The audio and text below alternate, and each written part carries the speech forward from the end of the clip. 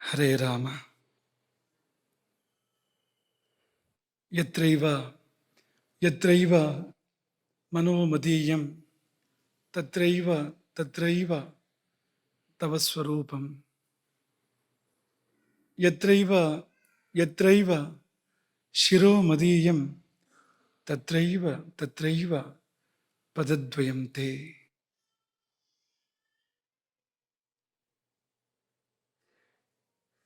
ಅನ್ನಪೂರ್ಣೈ ಸದಾ ಪೂರ್ಣೈ ಶಂಕರ ಪ್ರಾಣವಲ್ಲಭೆ ಜ್ಞಾನ ವೈರಾಗ್ಯ ಸಿದ್ಧ್ಯರ್ಥಂ ಭಿಕ್ಷಾಂ ದೇಹಿ ಚ ಪಾರ್ವತಿ.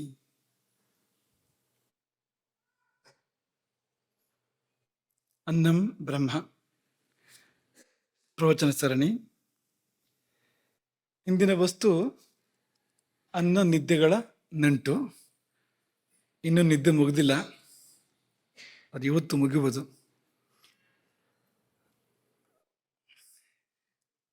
ನಮ್ಮ ಶರೀರದಲ್ಲಿ ಒಂದು ಸಂಸಾರ ನಡೆದಿದೆ. ನಿನ್ನೆಯ ಪ್ರವಚನದ ಬಿಂದುಗಳನ್ನು ಸ್ವೀಕಾರ ಮಾಡ್ತಾ ಇರುವಂಥದ್ದು ನಾವು. ಇಲ್ಲಿಯೇ ಒಂದು ಸಂಸಾರ ನಡೆದಿದೆ. ಅದು ಯಾರು ಮತ್ತು ಯಾರ ಸಂಸಾರ ಅಂದರೆ, ಅದು ಕಾಲಾಗ್ನಿ ರುದ್ರನ ಮತ್ತು ಸಿದ್ಧಯೋಗಿನಿಯ ಅಥವಾ ಭೂತಧಾತ್ರಿಯ ಸಂಸಾರ ಇಲ್ಲಿ ನಡೆದಿದೆ. ಇಬ್ಬರು ಒಂದೊಂದು ಪಾತ್ರವನ್ನು ಮಾಡ್ತಾ ಇದ್ದಾರೆ. ಕಾಲಾಗ್ನಿ ರುದ್ರ ಅಗ್ನಿಯಾಗಿ, ಜಠರಾಗ್ನಿಯಾಗಿ, ಭೂತಾಗ್ನಿಯಾಗಿ, ಧಾತ್ವಗ್ನಿಯಾಗಿ, ಕಾಯಾಗ್ನಿಯಾಗಿ ಎಲ್ಲೆಲ್ಲೂ ನಮ್ಮ ಶರೀರದಲ್ಲಿ ನೆಲೆಸಿದ್ದಾನೆ. ಮುಖ್ಯವಾಗಿ ಮಹಾಕೇಂದ್ರ, ಪ್ರಧಾನ ಕೇಂದ್ರ ಯಾವುದು ಅಂದರೆ ಅದು ಮಣಿಪುರ ಚಕ್ರದ ಪರಿಸರ, ನಾಭಿಯ ಪರಿಸರ. ಅಲ್ಲಿದ್ದುಕೊಂಡು ಹಸಿವನ್ನುಂಟು ಮಾಡ್ತಾ ಇದ್ದಾನೆ ರುದ್ರ. ಹಾಗೆ ಭೂತಧಾತ್ರಿ ಆಕೆ ಪ್ರತಿದಿನವೂ ರಾತ್ರಿ ನಮ್ಮ ಬೆಳಿಗ್ಗೆ ಬಂದು ನಮ್ಮನ್ನು ಇನ್ನೊಂದು ಲೋಕಕ್ಕೆ ಕರ್ಕೊಂಡು ಹೋಗ್ತಾ ಇದ್ದಾಳೆ. ಅದು ಸುಖದ ಲೋಕ, ವಿಶ್ರಮದ ಲೋಕ. ಅದು ಒಂದು ರೀತಿಯಲ್ಲಿ ನಮ್ಮ ಏರುಪೇರುಗಳೆಲ್ಲ ಸರಿಯಾಗುವಂಥ ಒಂದು ಚಿಕಿತ್ಸಾ ಸಂದರ್ಭ ಅಂತ ಕೂಡ ಕರಿಬೋದು, ನಿತ್ಯ ಚಿಕಿತ್ಸೆ ಅಂತ ಕರಿಬೋದು, ಅಂಥದ್ದದು. ಹಾಗಾಗಿ ಇವರಿಬ್ಬರು ನಮ್ಮಲ್ಲಿ ಇದ್ದುಕೊಂಡು ಸಂಸಾರ ಮಾಡ್ತಾ ಇದ್ದಾರೆ ಎನ್ನುವ ಪ್ರಸ್ತಾಪವನ್ನು ನಿನ್ನೆ ಮಾಡಿದ್ದೆವು. ಇಲ್ಲಿ ನಮ್ಮ ಮಕ್ಕಳನ್ನು ಕುರಿತು ನಾವು ಕೇಳುವ ಪ್ರಶ್ನೆ ಇದು, ಕಾಲಾಗ್ನಿ ರುದ್ರ ಅಂತ ಬೇಕಿತ್ತ ಅಂತ. ಕಾಲಾಗ್ನಿ ರುದ್ರಸ್ಯ ಪತ್ನಿ, ಕಾಲಾಗ್ನಿ ರುದ್ರ ಪತ್ನಿ ಸಾ ನಿದ್ರಾ. ಅದೇ ಕಾಲಾಗ್ನಿ ರುದ್ರ ಅಂತ ಹೇಳಬೇಕು, ಬೇರೆ ಶಬ್ದಗಳಿಲ್ವಾ? ಅಥವಾ ಶ್ಲೋಕ ತುಂಬಿಸಕ್ಕೆ ಹೇಳಿದ್ದ? ಹಾಗಿಲ್ಲ ಅದು. ಯಾಕೆಂದ್ರೆ ಬರೆದವರು ಅಥವಾ ವಿರಚಿಸಿದವರು ವ್ಯಾಸರು, ವೇದವ್ಯಾಸರು. ಲಕ್ಷೋಪಲಕ್ಷ ಶ್ಲೋಕಗಳನ್ನು ಲೀಲಾಜಾಲವಾಗಿ ರಚಿಸಿದವರಿಗೆ ಒಂದು ಶ್ಲೋಕ ತುಂಬೋದಕ್ಕೆ ಶಬ್ದ ಹಾಕುವ ಪ್ರಮೇಯಗಳಿಲ್ಲ. ಹಾಗಿದ್ರೆ ಈ ಶಬ್ದವನ್ನು ಯಾಕೆ ಬಳಸಿದ್ರು? ಕಾಲಾಗ್ನಿ ರುದ್ರ ಅಂತ ಯಾಕೆ ಬಳಸಿದ್ರು? ಶ್ಲೋಕ ತುಂಬೋದಾದ್ರೆ ಕೈಲಾಸನಾಥ ಪತ್ನಿ ಸ ಸರಿ ಆಗ್ತದೆ. ಕಾಲಾಗ್ನಿ ರುದ್ರ ಅಂತಲೇ ಬೇಕು ಅಂತಿಲ್ಲ, ಕೈಲಾಸನಾಥ ಪತ್ನಿ ಸ ಆಗತ್ತಲ್ಲ. ಇಂಥದ್ದು ಇನ್ನೂ 3-4 ಅಂತ ತೋರಿಸ್ಬೋದು. ಆದರೆ ಕಾಲಾಗ್ನಿ ರುದ್ರ ಅಂತಲೇ ಯಾಕೆ ಪದವನ್ನು ಬಳಸಿದ್ರು ಏನಾದ್ರು ನಿಮಗೆ ಮನಸ್ಸಿಗೆ ಬರುತ್ತಾ? ಕಾರಣ ಅದಕ್ಕೆ ಏನು ಸೂಚನೆ ಕೊಡ್ತಾ ಇದ್ದಾರೆ ಅವರು? ಹೇಳು, ಜೋರಾಗಿ ಹೇಳುದು.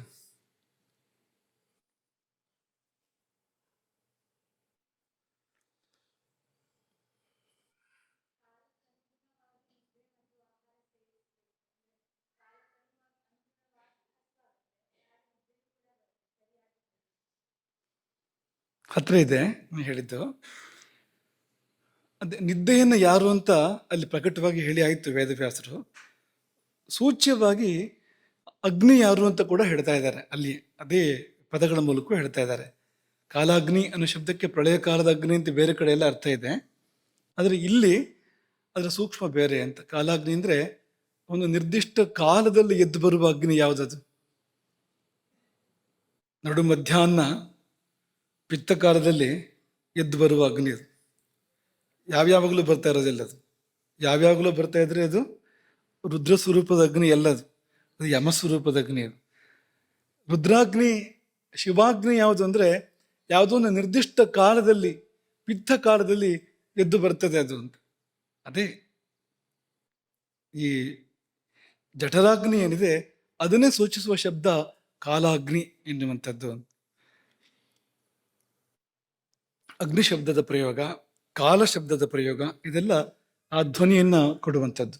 ಮತ್ತೆ ರುದ್ರನೇ ಅಗ್ನಿ ಎಂಬುದಕ್ಕೆ ಕಾಲಕೂಟ ವಿಷವನ್ನು ಜೀರ್ಣ ಮಾಡ್ಕೊಂಡಲ್ಲ ಅವನು. ಜೀರ್ಣ ಮಾಡ್ಕೊಳ್ಳೋದಕ್ಕೆ ಅಸಾಧ್ಯವಾದುದರಲ್ಲ ಅಸಾಧ್ಯವಾದುದು ಹಲಾಹಲ ವಿಷ ಅಥವಾ ಕಾಲಕೂಟ ವಿಷ ಅಂತ ಹೇಳ್ತೇವಲ್ಲ ನಾವು. ವಿಷ ಅಂದರೆ ಅದು ಜೀರ್ಣ ಆಗದೆ ಇರುವಂಥದ್ದು, ಜೀರ್ಣಕ್ಕೆ ಅಸಾಧ್ಯವಾಗಿರುವಂಥದ್ದು ವಿಷ. ಅದರಲ್ಲಿ ಕಾಲಕೂಟಕ್ಕೆ ಹಲಾಹಲಕ್ಕೆ ಸಮಾನ ಬೇರೆ ಯಾವುದೂ ಇಲ್ಲ. ಅದನ್ನು ಜೀರ್ಣ ಮಾಡಿದವನು ಅಂದರೆ ಅದು ಅಂಥದ್ದೊಂದು ಅಗ್ನಿಯೇ, ಬಲಿಷ್ಠವಾದ ಅಗ್ನಿಯಾಗಿರ್ಬೇಕು ಅದು ಎನ್ನುವುದನ್ನು ನಾವಲ್ಲಿ ಅರ್ಥ ಮಾಡ್ಕೊಳ್ಬೋದು. ಇರಲಿ, ನಿನ್ನೆ ನಿದ್ದೆ ಎಂಬ ಪೂಜೆ ಎಂಬ ಮಾತನ್ನು ಹೇಳಿದ್ವು. ನಿದ್ದೆಯಲ್ಲ ಪೂಜೆ, ಹಾಗಾಗಿ ಅದೆಲ್ಲ ನಿಯಮಗಳು. ಈಗ ಮುರಿದ ಮಂಚದಲ್ಲಿ ಮಲಗಬೇಡ ಅಂದರೆ ಏನು, ನಿದ್ದೆ ಬರಲಿಕ್ಕೆ ಏನಾಗಬೇಕು? ಮುರಿದ ಮಂಚ ಆದ್ರೇನು ಅಥವಾ ಗಂಧದ ಮಂಚ ಚೆನ್ನಾಗಿರೋದು ಕೆತ್ತನೆ ಮಾಡಿರೋದು ಆದ್ರೇನು, ನಿದ್ದೆ ಬರೋಕ್ಕೆ ಏನು ತೊಂದರೆ ಅಂದರೆ ಇಲ್ಲ, ಅದು ಪೂಜೆ ಇದು ಅಂತ. ಇದು ಕೇವಲ ರಾಜರಿಗೆ ಹೇಳಿದ್ದಲ್ಲ ಮುರಿದ ಮಂಚದಲ್ಲಿ ಮಲಗಬೇಡ ಅಂತ, ಶ್ರೀಮಂತರಿಗೆ ಹೇಳಿದ್ದಲ್ಲ, ಎಲ್ಲರಿಗೂ ಹೇಳಿದ್ದು. ಯಾಕೆಂದ್ರೆ ಮುರಿದ ಮನೆಯಲ್ಲಿ ಪೂಜೆ ಮಾಡಬೇಡ ಕೂತ್ಕೊಂಡು ಅಂತ ಹೇಳಿದ ಹಾಗೆ ಇದು ಅಂತ. ಅಥವಾ ಒಡೆದ ಗಂಟೆ ಜಾಗಟೆ ಬಳಸಿ ಪೂಜೆ ಮಾಡಬೇಡ ಅಂತ ಹೇಳಿದಾಗೆ ಅದು ಅಂತ. ಅಂದ್ರೆ ಪೂಜೆ ಎನ್ನುವುದಕ್ಕೆ ತುಂಬಾ ಒತ್ತು ಕೊಟ್ಟಿದ್ರಿಂದ, ನಿದ್ದೆಯನ್ನ ಒಂದು ಒಂದು ಪೂಜಾ ಕಾರ್ಯವಾಗಿ ಭಾವಿಸಿದ್ರಿಂದಲೇ ಆ ನಿಯಮಗಳಲ್ಲೇ ಬಂದು ಅಂತ. ಹಾಗೆ ಪೂಜೆ ಹೇಗಿದೆ ಅನ್ನೋದನ್ನ ಒಂದು ಚಿಕ್ಕದಾಗಿ ನೋಡೋಣ. ರಾತ್ರಿ ಬರುವ ಭೂತಧಾತ್ರ ಸಿದ್ಧಯೋಗಿನಿಗೆ ಪೂಜೆ ಮಾಡುವಾಗ ಈ ಶರೀರವೇ ಗುಡಿ, ಶರೀರವೇ ದೇವಸ್ಥಾನ. ಗರ್ಭಗೃಹ ಯಾವುದು ಅಂದರೆ ಪ್ರಶಾಂತವಾದ ಮನಸ್ಸು, ಅದು ಗರ್ಭಗುಡಿ. ಮನಸ್ಸು ಪ್ರಶಾಂತವಾಗದೇ ಇದ್ರೆ ನಿದ್ದೆ ಬರೋದಿಲ್ಲ, ಭೂತಧಾತ್ರೆ ಬರೋದಿಲ್ಲ ಅಂತ. ಹಾಗಾಗಿ ಪ್ರಶಾಂತ ಮಾನಸವೇ ಗರ್ಭಗೃಹ. ಕಣ್ಣೇ ಪೀಠ. ನಿದ್ದೆ ಬರೋದು ಎಲ್ಲಿ ಅಂದ್ರೆ ಇಲ್ಲಿ ನಿದ್ದೆ ಬರ್ತದೆ ಅಂದ್ರೆ ನಮಗೆ ಹೂ ಅಂತ ಅನ್ಸೋದಿಲ್ಲ, ಇಲ್ಲಿ ನಿದ್ದೆ ಬರೋದು ಅಂತ. ಹಾಗಾಗಿ ಕಣ್ಣೇ ಪೀಠ ಅಂತ, ಕಣ್ಣು ಮುಚ್ಚಬೇಕು ನಿದ್ದೆ ಬರಬೇಕಾದ್ರೆ. ನಿಮ್ಗೆ ನಮ್ಮ ಒಬ್ಬ ಚಿಕ್ಕ ವಯಸ್ಸಿನ ಸಹಾಧ್ಯಾಯಿ ಬಗ್ಗೆ ಹೇಳಿದ್ದು, ಅವನಿಗೊಂದು ಆ ಶಕ್ತಿ ಇತ್ತು ಅಂತ, ಕಣ್ಣು ತೆರೆದೇ ನಿದ್ದೆ ಮಾಡ್ತಾ ಇದ್ದ ಅಂತ ಯಾವಾಗಲೂ ನಿಮ್ಗೆ ಹೇಳಿದ ನೆನಪು ನಮಗೆ. ಅದು ಅಪರೂಪದ ಪ್ರಕರಣ ಅದು. ಇಲ್ಲದೆ ಇದ್ರೆ ಕಣ್ಣು ತೆರೆದು ನಿದ್ದೆ ಮಾಡೋಕ್ಕಾಗೋದಿಲ್ಲ, ಕಣ್ಣು ಮುಚ್ಚಿ ಹೋಗ್ತದೆ ತಾನೇ ತಾನಾಗಿ. ಯಾಕೆಂದ್ರೆ ನಿದ್ದೆಯ ತಮಗುಣ ಅಲ್ವಾ ಅದು. ಹಾಗಾಗಿ ಕಣ್ಣು ಮುಚ್ಚುವಂತೆ ಅದು ಮಾಡಲೇಬೇಕು. ಅದು ಕಣ್ಣೇ ಪೀಠ. ಪೂಜಾ ಪರಿಕರಗಳೆಲ್ಲ ಏನಿಲ್ಲ ಅಂತಂದ್ರೆ ಹಾಸಿಗೆ, ಹೊದಿಕೆ, ದಿಂಬು, ಇವೆಲ್ಲ ಪೂಜಾ ಪರಿಕರಗಳು. ಇದು ಕೂಡ ಪೂಜಾ ಪರಿಕರವಾಗ್ಲಿಕ್ಕೆ ಸಾಧ್ಯ ಇದೆ ನೋಡಿ. ಹಾಗಾದ್ರೆ ಪೂಜಾ ಪ್ರಕ್ರಿಯೆ ಏನಪ್ಪ? ಈಗ ನಮ್ಗೆ ನಿತ್ಯ ಪೂಜೆಯಲ್ಲಿ ನಾದ ಶಬ್ದಮಯಂ ಘಂಟ, ಒಂದು ಗಂಟೆ ತೂಗಿ ಶುರು ಮಾಡಬೇಕು, ಆಮೇಲೆ ಅಭಿಷೇಕ ಆಗಬೇಕು, ಗಂಧ ಹಚ್ಚಬೇಕು, ಅಲಂಕಾರ ಆಗಬೇಕು, ಎಲ್ಲ ಇದೆಯಲ್ಲ. ಇಲ್ಲಿ ಏನಪ್ಪ ಪೂಜೆ ಮಾಡೋ ಪ್ರಕ್ರಿಯೆ ಏನು ಅಂದ್ರೆ ಏನೂ ಮಾಡದಿರುವುದೇ ಪೂಜೆ. ಏನಾದ್ರೂ ಮಾಡೋಕೆ ಶುರು ಮಾಡಿದ್ರೆ ಪೂಜೆ ಆಗೋದಿಲ್ಲ, ನಿದ್ದೆಯನ್ನು ಪೂಜೆ ಆಗೋದಿಲ್ಲ ಅಂತ. ಚೇಷ್ಟೆ ಶುರು ಮಾಡ್ಕೊಂಡ್ರೆ ಏನಾದ್ರು ಎಚ್ಚರ ಇದ್ಕೊಂಡು, ನಿದ್ದೆಯಲ್ಲಿ ಚೇಷ್ಟೆ ಮಾಡೋರು ಇರ್ತಾರೆ, ಅದು ಬೇರೆ ವಿಷಯ. ಆದ್ರೆ ಎಚ್ಚರದಲ್ಲಿ ನಾವೇನಾದ್ರು ಚೇಷ್ಟೆ ಮಾಡೋಕೆ ಶುರು ಮಾಡಿದ್ರೆ, ಏನಾದ್ರು ಕ್ರಿಯೆಗಳನ್ನು ಆರಂಭ ಮಾಡಿದ್ರೆ ನಿದ್ದೆ ಬರೋದಿಲ್ಲ. ಹಾಗಾಗಿ ಏನೂ ಮಾಡದಿರುವುದೇ ಪೂಜೆ. ಧ್ಯಾನ ಇದ್ದಾಗೆ. ಧ್ಯಾನ ಅಂದ್ರೆ ಏನು ಅಂದ್ರೆ, ಧ್ಯಾನಕ್ಕೆ ಏನ್ ಮಾಡಬೇಕು ಅಂತ ಕೇಳಬೇಡಿ, ಏನು ಮಾಡಬಾರ್ದು, ಅದೇ ಧ್ಯಾನ. ಒಳಗಾಗಲಿ ಹೊರಗಾಗಲಿ, ಮನಸ್ಸಲ್ಲಾಗ್ಲಿ ಶರೀರದಲ್ಲಾಗ್ಲಿ ಯಾವ ಕ್ರಿಯೆಯೂ ಇಲ್ಲದೆ ಇದ್ರೆ ಅದೇ ಧ್ಯಾನ ಅಂದ ಹಾಗೆ ಇದು ಅಂತ. ಅಂದ್ರೆ ಅದಕ್ಕೆ ಹತ್ರ ಇದೆ ತುಂಬಾ ಅಂತ. ಏನು ಮಾಡದಿರುವುದೇ ಪೂಜೆ. ಅದು ನಡೆಯುವುದು ರಾತ್ರಿ ವೇಳೆಯಲ್ಲಿ. ಸಾಮಾನ್ಯ ಪೂಜೆಗೆಲ್ಲ ಒಂದು ಕಾಲ ಅಂತ ಇದೆ ನೋಡಿ. ರಾತ್ರಿ ಪೂಜೆಗಳು ಇಲ್ಲ ಅಂತಲ್ಲ, ಅಪರೂಪ. ಅದೇ ಈ ಅಮ್ಮನವರ ಪೂಜೆಗಳೆಲ್ಲ ರಾತ್ರಿ ಬರ್ತವೆ. ಭೂತಸಾತ್ರಿ ಅಂತ ಹೇಳಿದ್ವಲ್ಲ ನಾವು, ಸಿದ್ಧಯೋಗಿನಿ ಪಾರ್ವತಿ ಅಂತ. ಈ ನವರಾತ್ರಿ ಪೂಜೆ ರಾತ್ರಿ ಬರುವಂಥದ್ದು.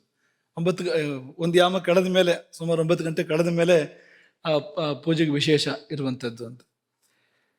ಹಾಗೆ ರಾತ್ರಿ ವೇಳೆಯಲ್ಲಿ ಪೂಜೆ, ಅದು ಕರ್ತ ಮಲಗಿದ ಮೇಲೆ ಅಂತ.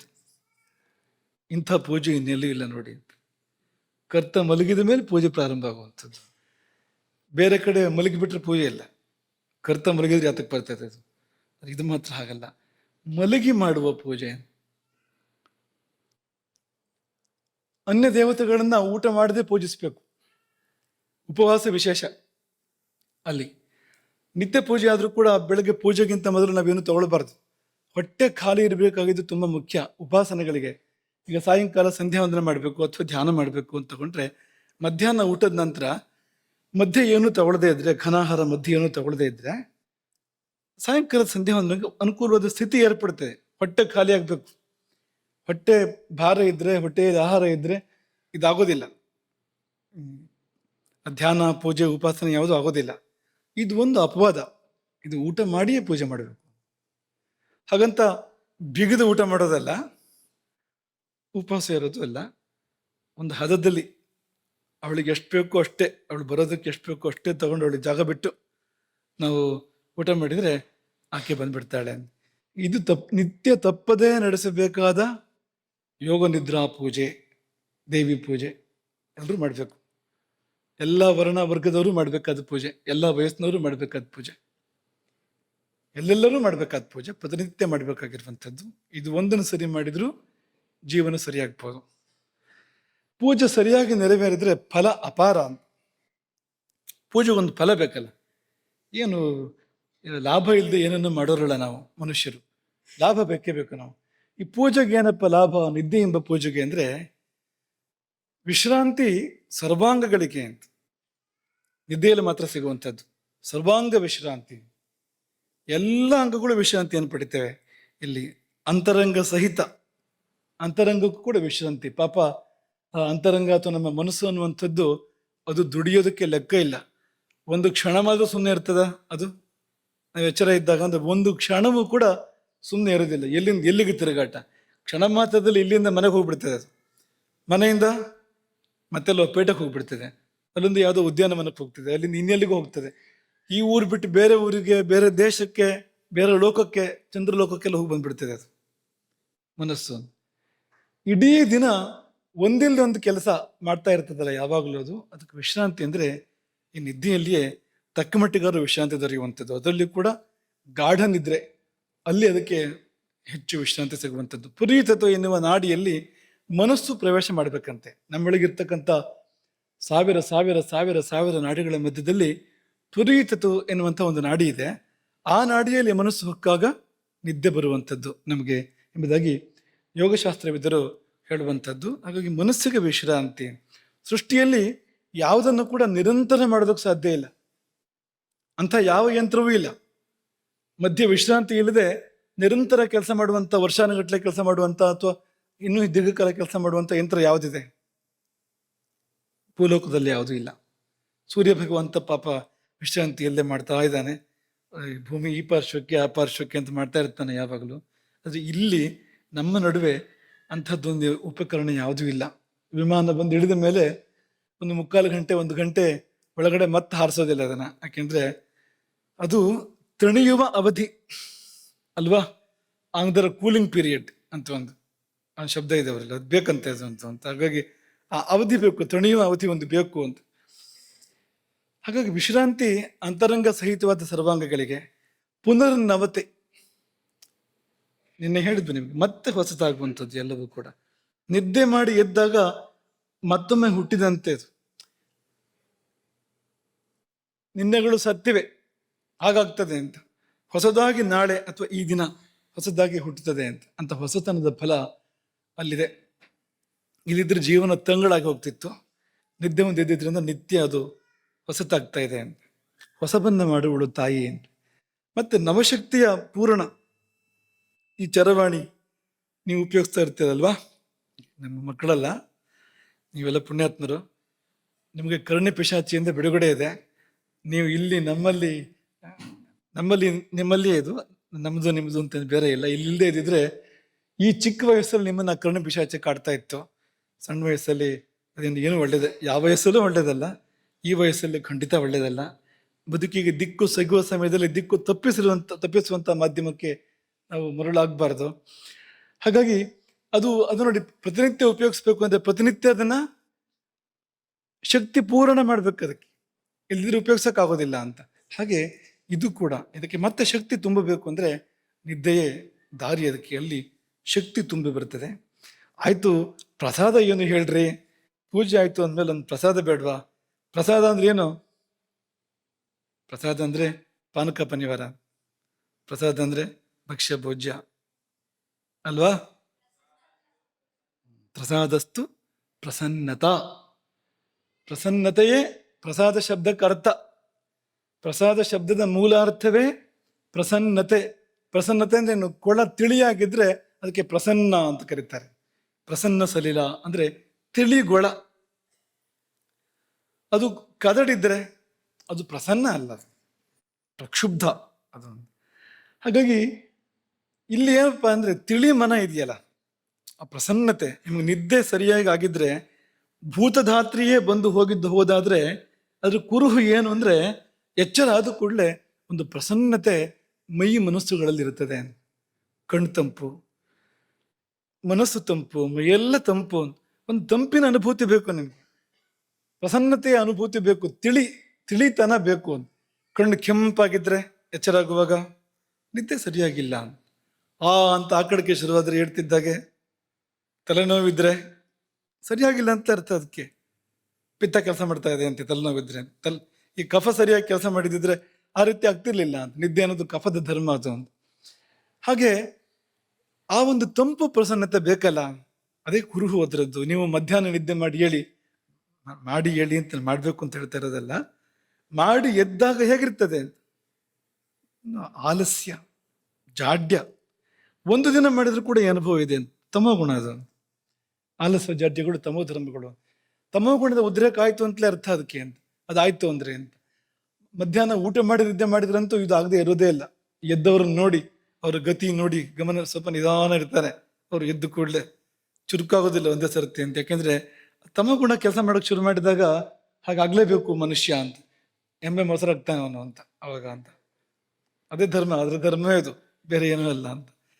ಅದೇ ಸಕಾಲಕ್ಕೆ ನಿದ್ದೆ ಮಾಡಿ ಬೆಳಗ್ಗೆ ಎದ್ರೆ, ಅಥವಾ ಹಗಲೊತ್ತಿಗಾದ್ರೂ ಶವಾಸನ ಮಾಡಿ, ನ್ಯಾಯವಾದ ಶವಾಸನ ಹೇಳ್ತಾ ಇರುವಂಥದ್ದು.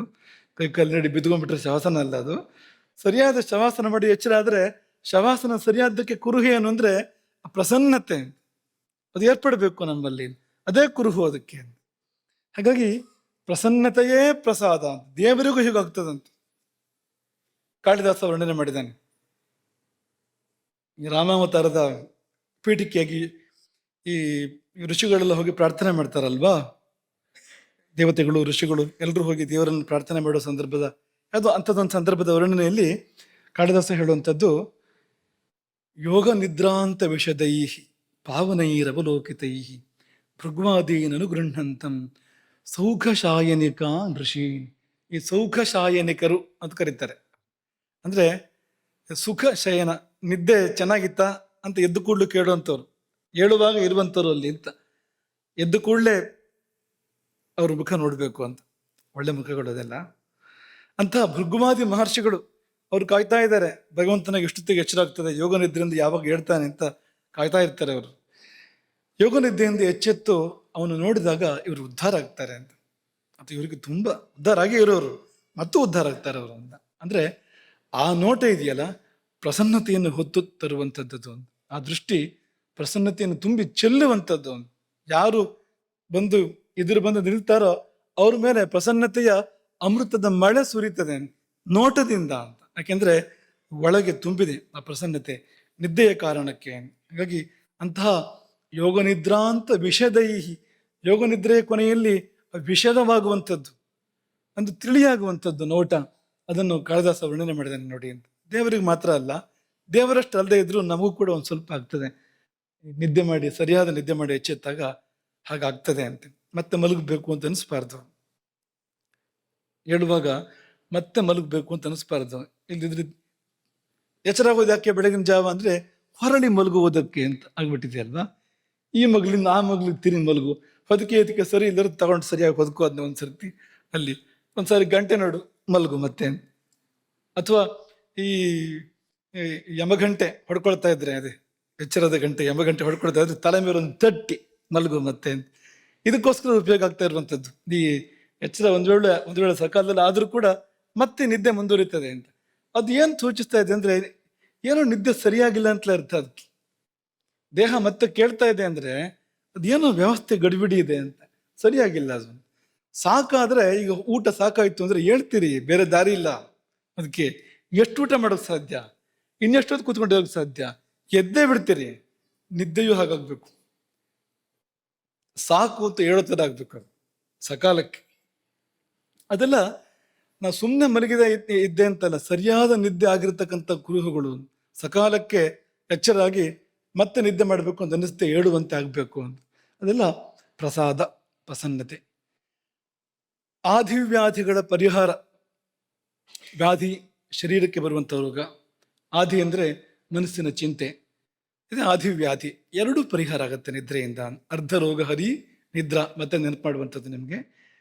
ಈ ನಿದ್ದೆಯ ಅವಧಿಯಲ್ಲಿ ಈ ಶರೀರದ ಅನೇಕ ಏರುಪೇರುಗಳು, ಮನಸ್ಸಿನ ಏರುಪೇರುಗಳು, ನಮಗೇನೋ ನೋವಾಗಿರುತ್ತದೆ. ಈ ನೋವೆಲ್ಲ ಮಾಯೋದು ಯಾವಾಗ? ಮನಸ್ಸಿಂದಾಗಲಿ ಮೈದಾಗಲಿ ನಿದ್ದೆ ಮಾಡಿ ಎದ್ದಾಗ. ಕರ್ಮ ಈ ನೋವು ಬಾಧಿಸಲೇಬೇಕು ಅಂತ ಇದ್ಬಿಟ್ರೆ ನಿದ್ದೆನ ಕೊಡೋದಿಲ್ಲ. ಅದು ನಿದ್ದೆನ ಬರ್ತಾ ಇಲ್ಲ, ನೋವು ಅಂದ್ರೆ ಕರ್ಮ ಜೋರಾಗಿದೆ ಅಂತ ಅರ್ಥ. ಅದಕ್ಕೆ ಇಲ್ಲ, ಕರ್ಮ ಒಂದು ಹದಕ್ಕಿದ್ರೆ ನಿದ್ದೆ ಬಂದ್ಬಿಡ್ತದೆ. ನಿದ್ದೆ ಬಂದು ಎಚ್ಚರ ಆದ್ರೆ ಅಷ್ಟೊತ್ತಿಗೆ ಸುಮಾರು ಕಡಿಮೆ ಆಗ್ಬೇಕು, ಅಷ್ಟೊತ್ತಿಗೆ ಅದಕ್ಕೊಂದು ಉಪಶಮನ ಸಿಗಬೇಕು ಅಂತ. ಹೀಗೆ ಹೆಚ್ಚಿನ ರೋಗಗಳಿಗೆ ಶರೀರದ್ದೋ ಮನಸ್ಸಿನದ್ದೋ ಅದಕ್ಕೆ ನಿದ್ದೆ ಚಿಕಿತ್ಸೆಯಾಗಿ ಈ ನಿದ್ದೆ ಇರುವಂಥದ್ದು ಇಡೀ ವ್ಯವಸ್ಥೆಯನ್ನ ಸರಿಪಡಿಸ್ತದೆ ಆ ಸಮಯದಲ್ಲಿ. ಅದು ಈ ಈ ಉಪಕರಣಗಳಲ್ಲಿ ಅದಕ್ಕೊಂದು ಆಂಗ್ಲ ಒಂದು ಪರಿಭಾಷೆ ಇದೆ, ರಿಬೂಟ್ ಮಾಡೋದು ಅಂತ ಹೇಳ್ತಾರೆ. ಒಂದ್ಸತಿ ಎಲ್ಲ ಸರಿ ಮಾಡ್ಕೊಂಡು ಮತ್ತೆ ಎಚ್ಚರ ಆಗುತ್ತೆ. ಅದಕ್ಕೆ ಒಂದ್ಸರಿ ಸುಪ್ತಿಗೆ ಹೋಗುತ್ತೆ ಅದು ಯಂತ್ರ, ಎಲ್ಲ ಪೂರ್ತಿ ಸರಿ ಮಾಡ್ಕೊಂಡು ಮತ್ತೆ ಎಚ್ಚರಾಗಿ ಎದ್ದು ಬರುತ್ತೆ. ಅದು ರಿಬೂಟ್ ಮಾಡೋದು ಅಂತ. ಆ ರಿಬೂಟ್ ಮಾಡೋದೇ ಇದು. ಅದು ಮನುಷ್ಯ ಶರೀರವನ್ನ ಹಾಗೆ ಮಾಡುವಂಥದ್ದೇ ನಿದ್ರೆ ಅಂತ. ಸುಖ, ನಿದ್ದೆ ಫಲ ಏನಪ್ಪಾ ಅಂದ್ರೆ ಒಂದು ನಿರ್ವಚನೀಯವಾದ ಸುಖ ಅಲ್ವಾ? ಎದ್ದ ಕೂಡಲೇ ಅನುಭವ ಏನು? ಸುಖವಾಗಿ ನಿದ್ದೆ ಮಾಡಿದೆ ಅಂತಾನೆ ಅನುಭವ, ಅಥವಾ ದುಃಖವಾಗಿ ನಿದ್ದೆ ಮಾಡಿದೆ ಅಂತ ಅನ್ಸತ್ತ ಯಾರಿಗಾದ್ರು? ನಿದ್ದೆ ಮಾಡಿದಪ್ಪ ಏನ್ ಕಿರಿಕಿರಿ ಅಂತ ಅನ್ಸತ್ತ ಯಾರಿಗಾದ್ರು? ಸಂಧ್ಯಾ ವಂದನೆ ಬಗ್ಗೆ ಹೇಳೋದುಂಟು. ಸಂಧ್ಯಾ ವಂದನೆ ಅಮ್ಮನ ಕಾಟ ತಡಿಲಾದ ಮಾಡಿದಪ್ಪ ಏನ್ ಕಿರಿಕಿರಿ ಅಂತ ಹೇಳೋದುಂಟು. ಅದು ಸರಿಯಾಗಿಲ್ಲ ಸಂಧ್ಯಾ ವಂದನೆ ಅಂತ ಅರ್ಥ. ಅದಕ್ಕೆ ಸಂಧ್ಯಾ ವಂದನೆ ಸರಿಯೇ ಆದ್ರೆ ಇದೇ ತರ ಸುಖ ಕೊಡ್ಬೇಕು, ಅದು ಕೂಡ ಇದೇ ತರ ಆನಂದ ಕೊಡ್ಬೇಕು, ಅದು ಒಂದು ತನ್ಮಯತೆಯನ್ನು ಕೊಡ್ಬೇಕು. ಅದು ಕೊಟ್ಟಿಲ್ಲ ಅಂದ್ರೆ ಅದು ಸರಿಯಾಗಿಲ್ಲ ಅಂತ ಅರ್ಥ. ಅದು ಹಾಗೆ ನಿದ್ದೆ ಕೂಡ ಸರಿಯಾಗಾದ್ರೆ ಆ ಸುಖಾನುಭೂತಿ. ನಿನ್ನೆ ಹೇಳಿದ ಹಾಗೆ ಮೇಲಿನ ಸುಖಗಳು, ಎಚ್ಚರದ ಸುಖ ಅದು ತುಂಬಾ ಕೆಳಸ್ತರದ್ದು. ಅದು ನೀವು ಏನೇ ತಿನ್ಲಿ ಕುಡಿಲಿ ಮಾಡ್ಲಿ, ಈ ಸುಖ ಏನಿದೆ ಎಚ್ಚರ ಇದ್ದಾಗ ಅನುಭವಿಸುವಂತ ಸುಖ ಅದು ಕನಿಷ್ಠ ಸುಖ. ಅದಕ್ಕಿಂತ ಉತ್ತಮ ಸುಖ ಸ್ವಪ್ನದಲ್ಲಿ ಇರುವಂಥದ್ದು. ಸ್ವಪ್ನದಲ್ಲಿ ನಾವು ಇದನ್ನೇ ಮಾಡಿದ್ರೆ, ಎಚ್ಚರದಲ್ಲಿ ಮಾಡುವಂಥದ್ದನ್ನ ಸ್ವಪ್ನದಲ್ಲಿ ಮಾಡಿದ್ರೆ ಸುಖ ಪ್ರಮಾಣ ಜಾಸ್ತಿ ಇದೆ ಅಂತ ಅಲ್ಲಿ ಇದಕ್ಕಿಂತ. ಸುಷುಪ್ತಿ ಗಾಢ ನಿದ್ದೆಗೆ ಹೋದ್ರೆ ಈ ಎರಡಕ್ಕಿಂತ ಹೆಚ್ಚು ಸುಖ. ಅದು ತುಂಬಾ ಸುಖ. ಅದು ಬ್ರಹ್ಮಾನಂದಕ್ಕೆ ಒಂದು ಹೋಲಿಕೆ ಕೊಡುವಂತ ಸುಖ. ಅದು ಮತ್ತು ಮೇಲೆ ಧ್ಯಾನಕ್ಕೆ ಹೋದ್ರೆ ಅದು ಎಲ್ಲವನ್ನೂ ಮೀರಿಸುವಂತ ಸುಖ ಅಲ್ಲಿದೆ. ನಾಲ್ಕನೇ ಅವಸ್ಥೆ ತುರಿಯಾವಸ್ಥೆ, 4 ಮಹಡಿಗಳ ಭವನ ಈ ಶರೀರ. ನಮ್ಮದೇ 4 ಮಹಡಿಗಳು, ಅದು 4ನೇ ಮಹಡಿಗೆ ಹೋಗೇ ಗೊತ್ತಿಲ್ಲ ನಮ್ಗೆ. ಕುಂಟರಾಗಿದೆ, ನಾವು ಹತ್ತಿ ಹೋಗಕ್ಕೆ ಆಗ್ತಾ ಇಲ್ಲ 4ನೇ ಮಹಡಿಗೆ. ಆ ಧ್ಯಾನ ಸ್ಥಿತಿಗೆ, ತುರಿಯಾವಸ್ಥೆಗೆ ಹೆಚ್ಚಿನವರಿಗೆ ಮನುಷ್ಯರಲ್ಲಿ ಹೋಗಕ್ಕೆ ಸಾಧ್ಯ ಆಗ್ತಾ ಇಲ್ಲ ಅಂತ. ಬೀಗ ಹಾಕಿ ಇಟ್ಬಿಟ್ಟಿದೆ ಅಲ್ಲಿ, ಏನೋ ನಮ್ಮ ಕರ್ಮ ಬೀಗ ಹಾಕಿ ಇಟ್ಬಿಟ್ಟಿದೆ, ಹೋಗಕ್ಕೆ ಆಗ್ತಾ ಇಲ್ಲ ಅಂತ. ಹೋದ್ರೆ ಅಲ್ಲಿ ಅತ್ಯದ್ಭುತವಾದ ವ್ಯವಸ್ಥೆ ಒಂದಿತ್ತು, ಅತ್ಯದ್ಭುತವಾದ ಸೌಖ್ಯ ಅಲ್ಲಿತ್ತು. ಆದರೆ ಸಾಮಾನ್ಯ ಹೆಚ್ಚಿನ ಮನುಷ್ಯರಿಗೆ ಅದು ಲಭ್ಯ ಆಗ್ತಾ ಇಲ್ಲ ಈ ಯುಗದಲ್ಲಿ. ಕೃತಯುಗದಲ್ಲಿ ಬೇರೆ ಎಲ್ರಿಗೂ ಲಭ್ಯ ಆಗ್ತಾ ಇತ್ತಂತೆ, 4ನೇ ಮಹಡಿ ಎಲ್ರಿಗೂ ತೆರೆದಿರ್ತಾ ಇತ್ತು, ಅದೇ ಕೃತಯುಗ. ಮುಂದಿನ ಯುಗಗಳಲ್ಲಿ ಕಡಿಮೆ ಆಗ್ತಾ ಬಂತು. ಈ ಕಲಿಯುಗದಲ್ಲಿ ಹೆಚ್ಚಿನವರಿಗೂ ಇಲ್ಲ ಅದು ಅನ್ನೋ ಥರ ಆಗಿದೆ. ಅವರ ಹಕ್ಕು ಅದು, ಅವರದ್ದೇ ಅದು. ಅಪ್ಪ ಕಟ್ಟಿಕೊಟ್ಟ ಮನೆ, ಜಗತ್ತಿನ ಅಪ್ಪ ಕಟ್ಟಿಕೊಟ್ಟ ಮನೆ ಇದು, ನಮಗೆ ಕಟ್ಟಿಕೊಟ್ಟಿರತಕ್ಕಂಥದ್ದು 4 ಮಹಡಿ. ಆದ್ರೆ 4ನೇ ಮಹಡಿಗೆ ಹೋಗಕ್ಕಾಗ್ತಾ ಇಲ್ಲ. ಎಷ್ಟೋ ಜನರಿಗೆ 3ನೇ ಮಹಡಿಗೂ ಹೋಗಕ್ಕಾಗ್ತಾ ಇಲ್ಲ, ನಿದ್ದೆ ಬರ್ತಾ ಇಲ್ಲ. ಎಷ್ಟೋ ಜನರಿಗೆ 2ನೇ ಮಹಡಿಗೆ ಸ್ವಪ್ನಕ್ಕೆ ಹೋದ್ರು ಒಳ್ಳೆ ಸ್ವಪ್ನಗಳು ಬೀಳ್ತಾ ಇಲ್ಲ, ದುಸ್ವಪ್ನವೇ ಹೋದಾಗ ಕಿರಿಕಿರಿಯೇ ಅಲ್ಲಿ. ಕಾರಣ ಎಚ್ಚರದ ಜೀವನ ಸರಿ ಇಲ್ಲ ಅಂತ ಅಷ್ಟೇ ಅರ್ಥ ಅದಕ್ಕೆ. ಹಾಗಾಗಿ ಒಳ್ಳೆ ಸ್ವಪ್ನಗಳು ಬೀಳೋದಿಲ್ಲ. ನಿನ್ನೆ ನಿಮ್ಗೆ ಹೇಳಿದ್ರು, ಹಾಲು ಕುಡಿದು ನಿದ್ದೆ ಮಾಡಿ, ಕುಡಿದು ಕೂಡಲೇ ಅಲ್ಲ, ಸಮಯ ಬಿಡಬೇಕು ಒಂದು ಸ್ವಲ್ಪ ಅದಕ್ಕೆ. ಹಾಗೆ ಮಾಡಿದ್ರೆ ಒಳ್ಳೆ ಸ್ವಪ್ನಗಳು ಬೀಳ್ತವೆ, ಸುಸ್ವಪ್ನಗಳು ಬೀಳ್ತವೆ, ಅಲ್ಲೊಂದು ಸುಖ ಅನುಭವ ಮಾಡ್ಬೋದು, ಒಳ್ಳೆ ಸೂಚನೆಗಳು ಸಿಗ್ಬೋದು ಜೀವನಕ್ಕೆ. ಅದಿದೆ ಅಂತ. ಹೀಗೆ ಇಂಥ ಸುಖಗಳಲ್ಲಿ 3ನೇ ಸ್ತರದ ಶ್ರೇಷ್ಠ ಸುಖ ಅಲ್ಲಿ ಲಭ್ಯ ಆಗ್ತದೆ ನಿದ್ದೆಯಲ್ಲಿ. ಇನ್ನು ಚರಕ ಸೂತ್ರದಲ್ಲಿ ಅದಕ್ಕೆ ಇನ್ನೂ ಬೇರೆ ರೀತಿಯ ಚೂರು ವಿಸ್ತೃತವಾದ ಫಲಗಳನ್ನ ಹೇಳಿದ್ದಾರೆ. ಎರಡೂ ರೀತಿಯ ಫಲಗಳನ್ನ ಹೇಳಿದ್ದಾರೆ. ಸರಿಯಾದ್ರೆ ಸರಿಯಾಗದೇ ಇದ್ರೆ ಎರಡನ್ನೂ ಹೇಳಿದ್ದಾರೆ. ನಿದ್ರಾಯತ್ತಂ ಸುಖಂ ದುಃಖಂ. ನಿದ್ರಾಯತ್ತಂ ನಿದ್ರೆಗೆ ಅಧೀನ ಯಾವುದು? ನಿದ್ರಾಯತ್ತಂ ಸುಖಂ ದುಃಖಂ ಪುಷ್ಟಿ ಕಾರ್ಶ್ಯಂ ಬಲಾಬಲಂ ವೃಷತ ಕ್ಲೀಬತ ಜ್ಞಾನಂ ಅಜ್ಞಾನಂ ಜೀವಿತಂ ನಚ. ಇಷ್ಟು ನಿದ್ದೆಗಧೀನ ಅಂತ ಅಲ್ಲಿವರೆಗೆ ಹೇಳಿದ್ರು. ಸುಖ ದುಃಖ ನಿದ್ದೆಗಧೀನ, ನಿದ್ದೆಯಿಂದಲೇ ಬರುವಂಥದ್ದು. ಸರಿಯಾದ್ರೆ ಸುಖ, ಸರಿಯಾಗದಿದ್ರೆ ಏನೋ ಅಂತ ನಿಮ್ಗೆ ಗೊತ್ತಿದೆ. ನಿದ್ದೆ ಸರಿಯಾಗದಿದ್ರೆ ರಾತ್ರಿ ಮಲಗಿ ನಿದ್ದೆ ಬರದಿದ್ರೆ ಅಲ್ಲೇ ದುಃಖ ಅನುಭವ ಮಾಡ್ಬೋದು ಅಂತ. ಗಂಟೆ ನೋಡೋದು, ಆ ಕಡೆ ತಿರುಗೋದು ಈ ಕಡೆ ತಿರುಗೋದು, ಅದಕ್ಕೆ ಸರಿ ಮಾಡ್ಕೊಡೋದು, ಒಂದ್ಸರಿ ಎದ್ದು ಕೂತ್ ಸುತ್ತ ನೋಡೋದು, ಬೆಳಗಾಯ್ತಾ ನೋಡೋದು, ಮತ್ತೆ ಮಲ್ಕೊಳ್ಳೋದು.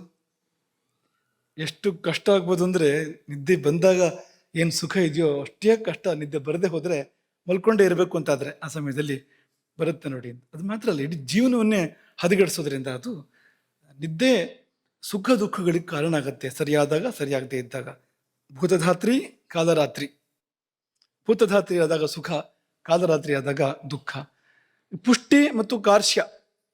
ನಿದ್ದೆ ಅಂದರೆ ಪುಷ್ಟಿಯೂ ಇದೆಯಂತೆ. ದೇಹಕ್ಕೆ ಪುಷ್ಟಿ ನಿದ್ದೆಯಿಂದ ಬರೀ ಆಹಾರದಿಂದ ಮಾತ್ರ ಅಲ್ಲ, ನಿದ್ದೆಯಿಂದಲೂ ಕೂಡ. ನಿದ್ದೆ ಅತಿ ಆದರೆ ಸ್ವಲ್ಪ ಜಾಸ್ತಿ ಪುಷ್ಟಿ ಆಗ್ತದೆ. ಹೀಗಾಗ್ತಾ ಬರ್ತಾನೆ ನಿದ್ದೆ ಜಾಸ್ತಿ ಆಗ್ತಾ ಹೋದಾಗೆ. ಅಕಾರದ ನಿದ್ದೆ ಮಾಡಿದಾಗೆ ಕಫ ವಿಕಾರ ಆದಾಗ, ಕಫಧಾತು ವಿಕಾರ ಆದಾಗ ಸ್ಥೂಲಕಾಯನಾಗ್ತಾನೆ. ಅದು ಆ ಕಡೆಯಿಂದಲೂ ಜಾಸ್ತಿ ತಿಂದರೆ ನಿದ್ದೆನೂ ಜಾಸ್ತಿ ಆಗ್ತದೆ ಅದ್ರ ಪಕ್ಕದಲ್ಲಿ. ಯಥಾ ಪ್ರಕಾರ ಸ್ಥೂಲಕಾಯ ಅಂತ. ಹಾಗೆ ಪುಷ್ಟಿ ಅನ್ನೋದು ಅದನ್ನು ಹೇಳ್ತಾ ಇರುವಂಥದ್ದಲ್ಲ. ಇದು ಬೇಕಾದ ಪುಷ್ಟಿ, ಬೇಕಾದ ಪೋಷಣೆ ಅಂತ ಅದನ್ನು ಹೇಳ್ತಾ ಇರುವಂಥದ್ದು. ಕಾರ್ಶ್ಯಂ. ಸರಿಯಾಗದಿದ್ರೆ ಕೃಷಿತ್ವ ಉಂಟಾಗತ್ತೆ ನಿದ್ದೆ ಸರಿಯಾಗದೇ ಇದ್ರೆ. ಬಲಾಬಲಂ. ಸರಿಯಾದರೆ ಬಲ, ಸರಿಯಾಗದೇ ಇದ್ರೆ ದೌರ್ಬಲ್ಯ. ಪುರುಷತ ಕ್ಲೀಬತ. ನಿದ್ದೆ ಸರಿಯಾದರೆ ಪುರುಷತ್ವ, ಆಸಕ್ತಿಯ ವೃದ್ಧಿ. ಅದು ಸರಿಯಾಗದಿದ್ರೆ ನಪುಂಸಕತ್ವ. ಪುರುಷನಿಗಾಗಲಿ ಸ್ತ್ರೀಗಾಗಲಿ ಅವ್ರವ್ರಿಗೆ ತಕ್ಕಂತೆ ಸಂತಾನೋತ್ಪಾದನೆಯ ಶಕ್ತಿ ಏನಿದೆ ಅದು ದೇವರು ಕೊಟ್ಟಿರ್ತಕ್ಕಂಥ ವರ. ಅದು ಜ್ಞಾನ ಸಂತಾನ ಬೆಳಿಬೇಕು, ಸತ್ವ ಸಂತಾನ ಬೆಳಿಬೇಕು, ಧರ್ಮ ಸಂತಾನ ಬೆಳಿಬೇಕು. ಅದಕ್ಕೋಸ್ಕರ ಅಂತ ಪ್ರಕೃತಿ ಕೊಟ್ಟಿರುವಂಥದ್ದು. ಮಾತ್ರ ಅಲ್ಲ, ನಮಗೆ ಮುಂದೆ ಒಳ್ಳೆಯದು. ಮುಂದಿನ ಪೀಳಿಗೆ ಇದ್ದಾಗ ಅದು ನಮ್ಮ ಮರಣ ನಂತರದ ಭವಿಷ್ಯಕ್ಕೆ ತುಂಬ ಒಳ್ಳೆಯದು, ತುಂಬ ಶ್ರೇಯಸ್ಕರವಾಗಿರುವಂಥದ್ದು.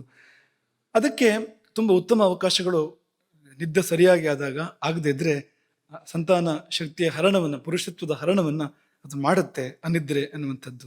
ಜ್ಞಾನಂ ಅಜ್ಞಾನಂ. ವಿಮಲವಾದ ಜ್ಞಾನ ಸರಿಯಾದ ನಿದ್ರೆಯಿಂದ, ಸುನಿದ್ರೆಯಿಂದ.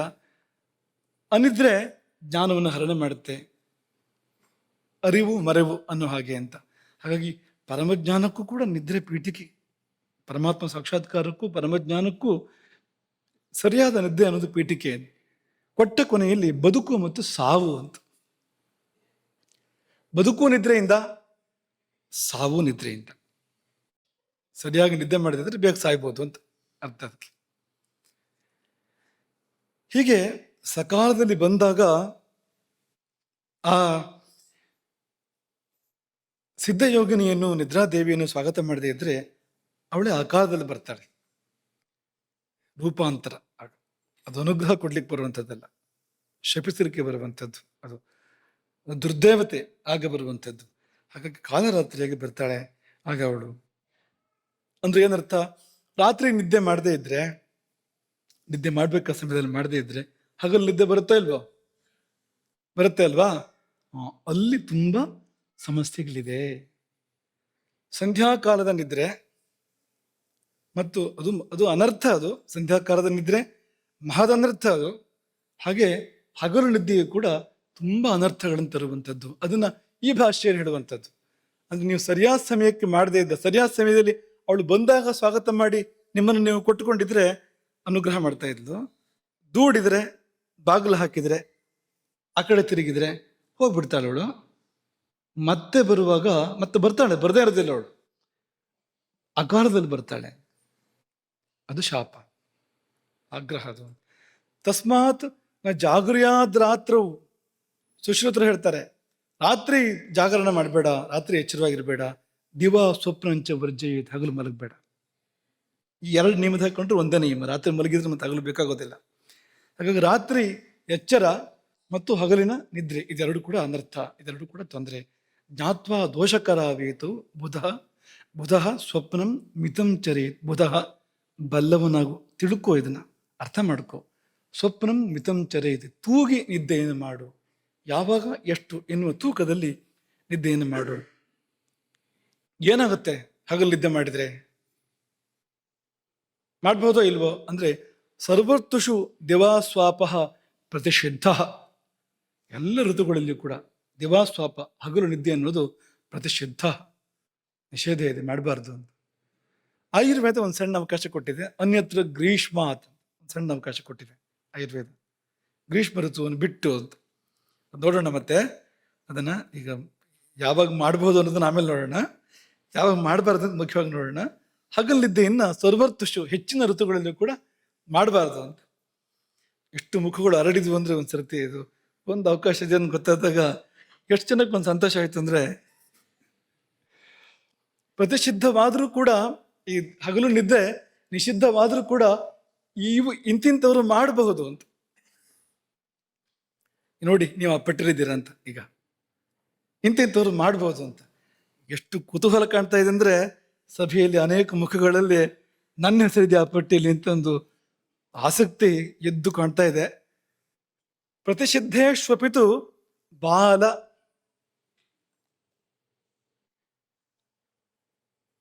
ಎಷ್ಟು ಬಾಲ ಅಂತ ನೋಡ್ಕೋಬೇಕು.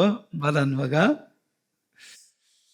ಬಾಲ, ವೃದ್ಧ, ಸ್ತ್ರೀ, ಎಲ್ಲ ಸ್ತ್ರೀ ಅಲ್ಲ, ಇಲ್ಲಿ ಸ್ತ್ರೀ ಧರ್ಮವೇ ನೈವೇತ್ಯ ಸಂದರ್ಭಗಳು ಇರ್ತವೆ. ಕೆಲವು ಸ್ತ್ರೀ ಧರ್ಮ ತುಂಬಾ ಜಾಗರೂಕವಾದ ಸಂದರ್ಭಗಳು ಇರ್ತವೆ. ಅಂತ ಸಂದರ್ಭಕ್ಕೆ ಇರುವಂತದ್ದು ಕರ್ಷಿತ, ತುಂಬಾ ಶ್ರಮ ಆಗಿದೆ, ಶರೀರ ಬಳಲಿದೆ. ಕ್ಷತ, ಗಾಯ ಆಗಿದೆ. ಕ್ಷೀಣ, ತುಂಬಾ ದುರ್ಬಲನಾಗಿದ್ದಾನೆ, ಧಾತುಕ್ಷಯ ಏರ್ಪಟ್ಬಿಟ್ಟಿದೆ, ತುಂಬಾ ದುರ್ಬಲನಾಗಿದ್ದಾನೆ. ಮದ್ಯ, ಅದನ್ನು ಹೇಳ್ಬೇಕು ಅಂತಿಲ್ಲ ಅದ್ರ ಬಗ್ಗೆ. ಅದು ಮಾಡೋದು ಬೇಡ, ಇದು ಮಾಡೋದು ಬೇಡ, ಎರಡು ಬೇಡ. ನಿತ್ಯ ಯಾನ ವಾಹನಾಧ್ವಕರ್ಣ ಪರಿಶ್ರಾಂತ, ತುಂಬಾ ದೊಡ್ಡ ಪ್ರಯಾಣ ಎಲ್ಲ ಮಾಡಿ ಅದು ಆಯಾಸ ಆಗಿ ಇಂಥ ಸಂದರ್ಭಗಳು, ಅಂದ್ರೆ ಪರಿಶ್ರಮ ಅಂತ, ಅಪಾರವಾದ ಪರಿಶ್ರಮ ಏರ್ಪಟ್ಟಿದ್ದಾಗ ಶರೀರದಲ್ಲಿ ಅಂತ. ಇವರು ಕೂಡ ಯಾವಾಗ ಮಾಡಬಹುದು ಅಂದ್ರೆ, ಅಭುಕ್ತವತಾಂ, ಊಟ ಮಾಡ್ಕೊಂಡು ಮಾಡಬಾರ್ದು. ಊಟ ಮಾಡಿದ ಕೂಡಲೇ ಮಾಡಬಾರ್ದು, ಹೊಟ್ಟೆ ಖಾಲಿ ಇರಬೇಕು. ಹಗಲು ನಿದ್ದೆ ಮಾಡೋದಾದ್ರೆ ನಿದ್ದೆ ಮಾಡೋದಕ್ಕೂ ಕೂಡ ಅವಕಾಶ ಇರುವಲ್ಲಿ ಕೂಡ ಒಂದು ನಿಯಮ ಕಡ್ಡಾಯ ಬದ್ಧ ಏನಂದ್ರೆ ಅಭುಕ್ತವತಾಂ, ಹೊಟ್ಟೆ ಶೂನ್ಯವಾಗಿದ್ದಾಗ ಮಾತ್ರ ಮಾಡಬಹುದು. ಹೊಟ್ಟೆಯಲ್ಲಿ ಬಂತು ನಿದ್ದೆ ಮಾಡಿದ್ರು ಅದು ಬೇರೆ ಬೇರೆ ದಾರಿಗಳು ಪ್ರಾರಂಭ ಆಗ್ತವೆ, ಬೇರೆ ಬೇರೆ ತೊಂದರೆಗಳು ಪ್ರಾರಂಭ ಆಗ್ತವೆ. ಹಾಗಾಗಿ ಅಭುಕ್ತವತಾಂ. ಮೇಧಸ್ವೇದ ಕಫರಸ ರಕ್ತ ಕ್ಷೀಣಾನಾಂ, ಅದೇ ಧಾತು ಕ್ಷಯವನ್ನು ಹೇಳ್ತಾ ಇದ್ದಾರೆ. ಅಜೀರ್ಣಿನಾಂಚ, ದೇಹ ಕೆಡಿಸ್ಕೊಂಡವರು, ಅಜೀರ್ಣದ ಕಾಯಿಲೆ ಬಂದಿದೆ ಅಂಥವರಿಗೆ ದಿವಾಸ್ವಪನಂ ಅಪ್ರತಿಷಿದ್ಧಂ, ಹಗಲು ನಿದ್ದೆ ಮಾಡೋದು ಪ್ರತಿಷಿದ್ಧ ಅಲ್ಲ, ನಿಷಿದ್ಧ ಅಲ್ಲ. ಎಷ್ಟು ಹೊತ್ತು ಅಂದ್ರೆ ಮುಹೂರ್ತಂ, ಒಂದು ಮುಹೂರ್ತ ಕಾಲ.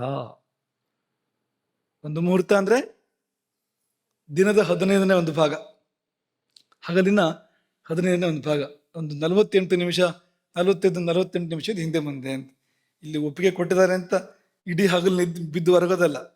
ಇದು ಹೇಳಿದ್ದು ಬರೀ ಮುಹೂರ್ತಂ ಅಂತ, ಒಂದು ಮುಹೂರ್ತ ಕಾಲ ವಿಶ್ರಾಂತಿ ಮಾಡಬಹುದು ಅಂತ.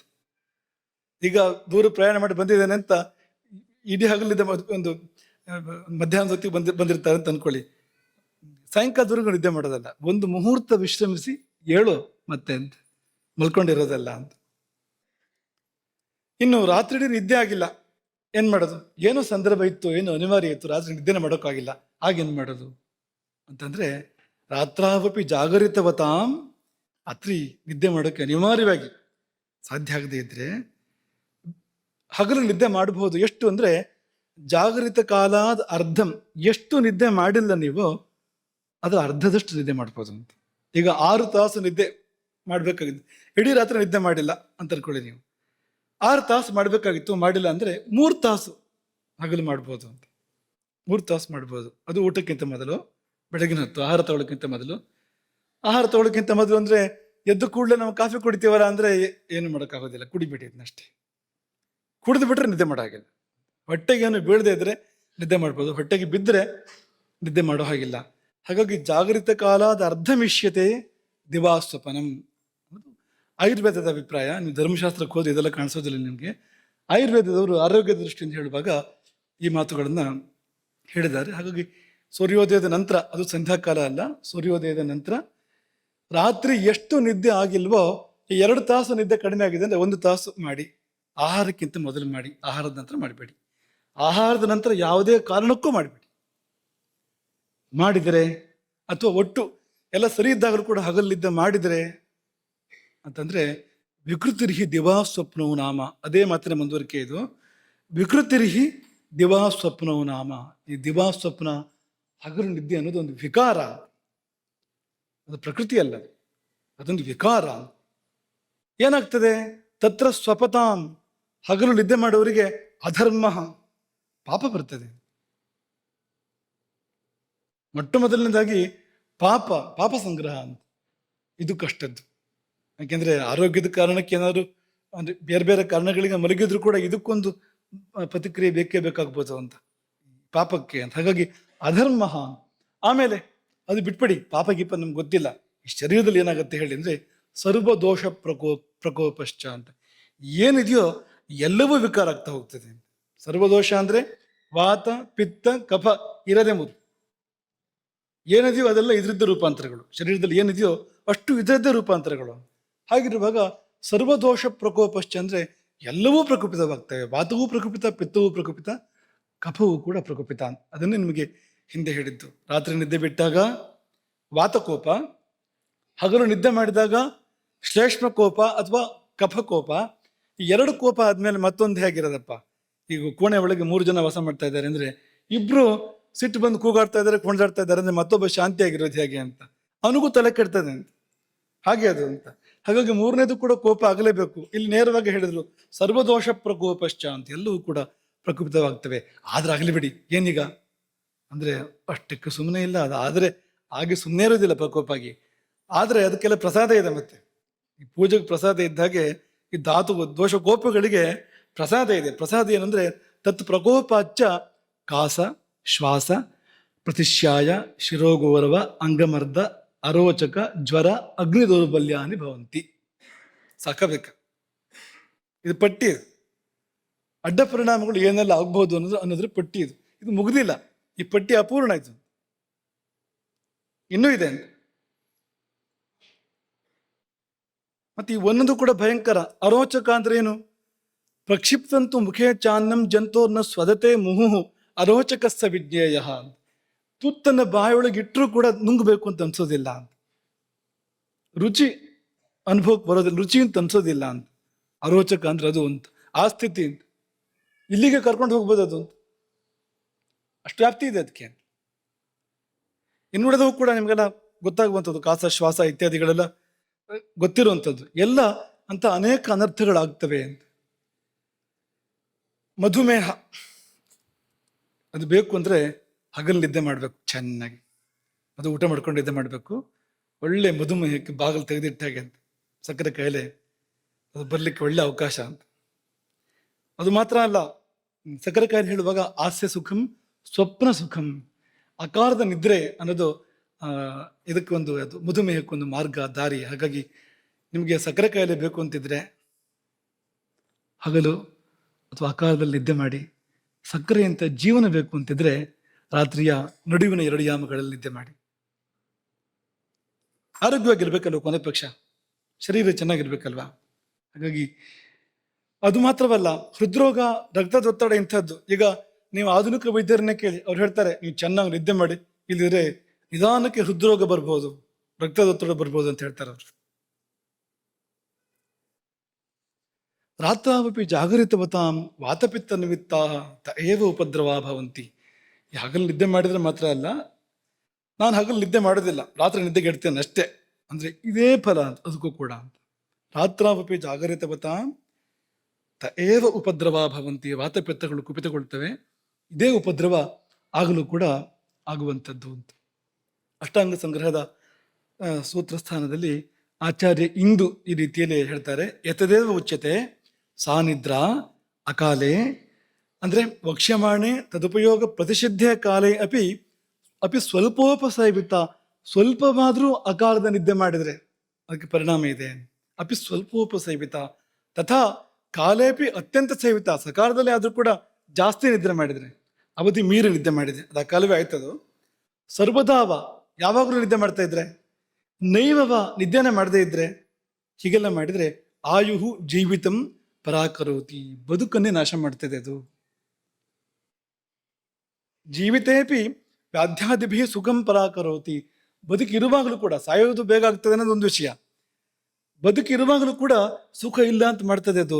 ರೋಗಗಳು ಬರ್ತವೆ ಬೇರೆ ಬೇರೆ ರೀತಿಯಿಂದ. ಅದನ್ನೇ ಈ ಧಾತುಕೋಪವನ್ನೇ ಅದನ್ನು ಚರಕರು ಹೇಳುವಾಗ, ರಾತ್ರೋ ಜಾಗರಣಂ ರೂಕ್ಷಂ, ರಾತ್ರಿ ಎಚ್ಚೆತ್ಕೊಂಡಿದ್ರೆ ವಾತ ಪ್ರಕೋಪ ಆಗ್ತದೆ. ಸ್ನಿಗ್ಧಂ ಪ್ರಸ್ವಪನಂ ದಿವ, ಹಗಲು ನಿದ್ದೆ ಮಾಡಿದ್ರೆ ಕಫ ಪ್ರಕೋಪ ಆಗ್ತದೆ ಅಂತೇಳಿ.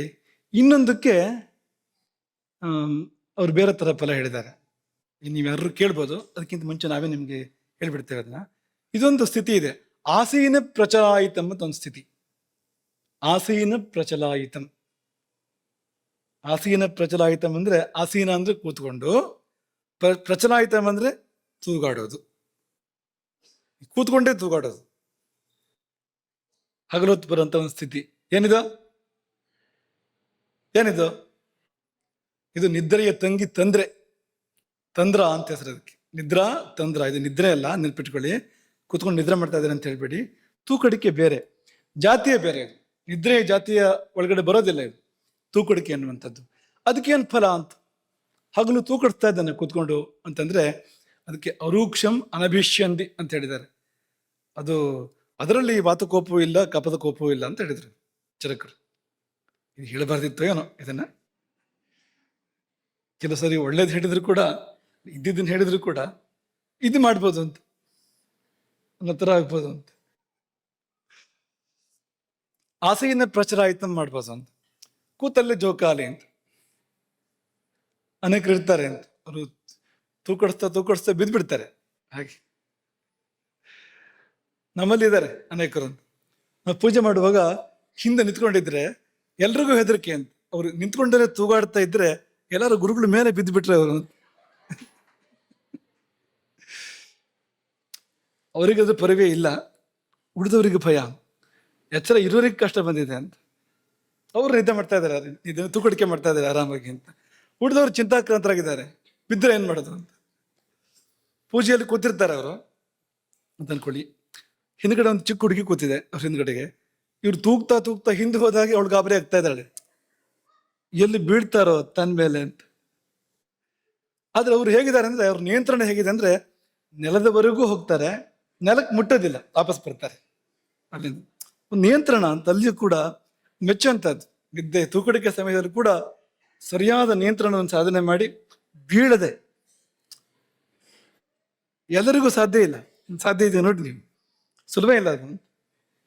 ಅದರಲ್ಲಿ ಹಿಂದೆ ಬಗ್ಗುವಾಗ ಬೀಳದೆ ಇರುವಂಥದ್ದು ಇದೆಯಲ್ಲ, ಕಲೆ ಅದು. ಒಂದು ಸಾಮಾನ್ಯರಿಗೆ ಸಾಧ್ಯ ಆಗುವಂಥದ್ದಲ್ಲ ಅದು. ಯಾವ್ದಾದ್ರು ಒಂದು ವಿಶೇಷ ದೇವತಾ ಶಕ್ತಿಯೋ ದುರ್ದೇವತಾ ಶಕ್ತಿಯೋ ಇದ್ದೇ ಆಗುವಂಥದ್ದು ಅದು ಅಂತ. ಬಿದ್ದು ಹೋಗೋದಿಲ್ಲ ನೋಡಿ ಅಂತ, ಹೀಗೆಲ್ಲ ಇದೆ ಅಂತ. ಇದರ ಗುಣಗಳು ಬೇರೆ ಅಂತ ಹೇಳಿದ್ರು ಅಷ್ಟೇ, ತೊಂದರೆ ಇಲ್ಲ ಅಂತ ಅರ್ಥ ಅಲ್ಲ ಅದಕ್ಕೆ. ಆ ತೂಕಡಿಕೆ ಅನ್ನೋದು ಒಳ್ಳೆ ಕಾರಣಕ್ಕೇನು ಬರೋದಿಲ್ಲ. ಈ ನಿದ್ದೆ ಸರಿ ಇದ್ರೆ ಅದು ಬರೋದೇ ಇಲ್ಲ, ಅದು ಆ ತೂಕಡಿಕೆ. ಅದು ಇದು ಚೆನ್ನಾಗಾದ್ರೆ ಅದು ಬರೋದೇ ಇಲ್ಲ. ಅದು ಬಂದ್ರೆ ಆ ಸಮಯದಲ್ಲಿ ಮನಸ್ಸು ಚೆನ್ನಾಗಿರೋದಿಲ್ಲ. ತಮೋಗುಣ ಅಲ್ಲದೆ ಅದು ಬರ್ಲಿಕ್ಕೆ ಸಾಧ್ಯ ಇಲ್ಲ. ಅದು ರಜೋಗುಣದ ಕಾಲ ಹಗಲು, ಅಲ್ಲಿ ಅದು ಬಂತು ಅಂದ್ರೆ ಬೇರೆ ಬೇರೆ ತೊಂದರೆಗಳಿದೆ ಅದಕ್ಕೆ. ಈ ತೊಂದರೆ ಅಲ್ಲದೆ ಆದ್ರೂ ಕೂಡ ಬೇರೆ ಬೇರೆ ತೊಂದರೆಗಳಿದೆ ಅನ್ನೋದನ್ನು ನಾವು ಇಟ್ಕೋಬೇಕು. ಹಾಗಾಗಿ ನೀವು ಮುಖ್ಯವಾಗಿ ವಿದ್ಯಾರ್ಥಿಗಳು ಇದನ್ನು ಮಾಡಿಕೊಡುದು, ಯಾವುದನ್ನು, ಆಸೀನ ಪ್ರಚಲಾಯಿತಂ, ಗಂಭೀರ ಶಬ್ದ. ತೂಕಡಿಕೆ ಅಂದ್ರೆ ಅಂತಾರೆ ನೋಡಿ, ಕೇಳಕ್ ಚೆನ್ನಾಗಿಲ್ಲ ಅದು. ಹಾಗಾಗಿ ನೀವು ಈ ಭಾಷೆ ಬಳಸ್ಬೋದು, ಗೊತ್ತಿಲ್ದಿರೋರಿಗೆ ಗೊತ್ತೇ ಆಗೋದಿಲ್ಲ. ಆಸೀನ ಪ್ರಚಲಾಯಿತಂ ವಿದ್ಯಾ ಅಂತ ಕೇಳಿದ್ರೆ ಏನು ಅಂತಲೇ ಗೊತ್ತಾಗೋದಿಲ್ಲ. ನೋಡಿ ಇವ್ರು ಆಸೀನ ಪ್ರಚಲಾಯಿತಂ ಮಾಡ್ತಾ ಇದ್ದಾರೆ ಅಂದ್ರೆ ಯಾವುದೋ ಅನುಷ್ಠಾನ ಮಾಡ್ತಾ ಇದ್ದಾರೆ ಅಂತ ಅಂದ್ಬಿಡ್ತಾರೆ, ಅದು ವಿಶೇಷ ದೇವತೋಪಾಸನೆ ಮಾಡ್ತಾ ಇದ್ದಾರೆ. ಸಂಸ್ಕೃತ ಶಬ್ದ ಗೊತ್ತೂ ಆಗೋದಿಲ್ಲ. ಆಯುರ್ವೇದದ ಶಬ್ದ ಆಯುರ್ವೇದದಲ್ಲಿ ಇಂಥ ಅನೇಕ ಚಂದದ ವಿಶೇಷ ಭಾಷೆಗಳಿದ್ದಾವೆ. ತೂಕಡಿಕೆಗೆ ಅವರು ಇಂಥದ್ದೊಂದು ಚರಕರು ಅದ್ಭುತ ಭಾಷೆ ಕೊಟ್ಟಿದ್ದಾರೆ, ಆಸೀನ ಪ್ರಚಲಾಯಿತಂ.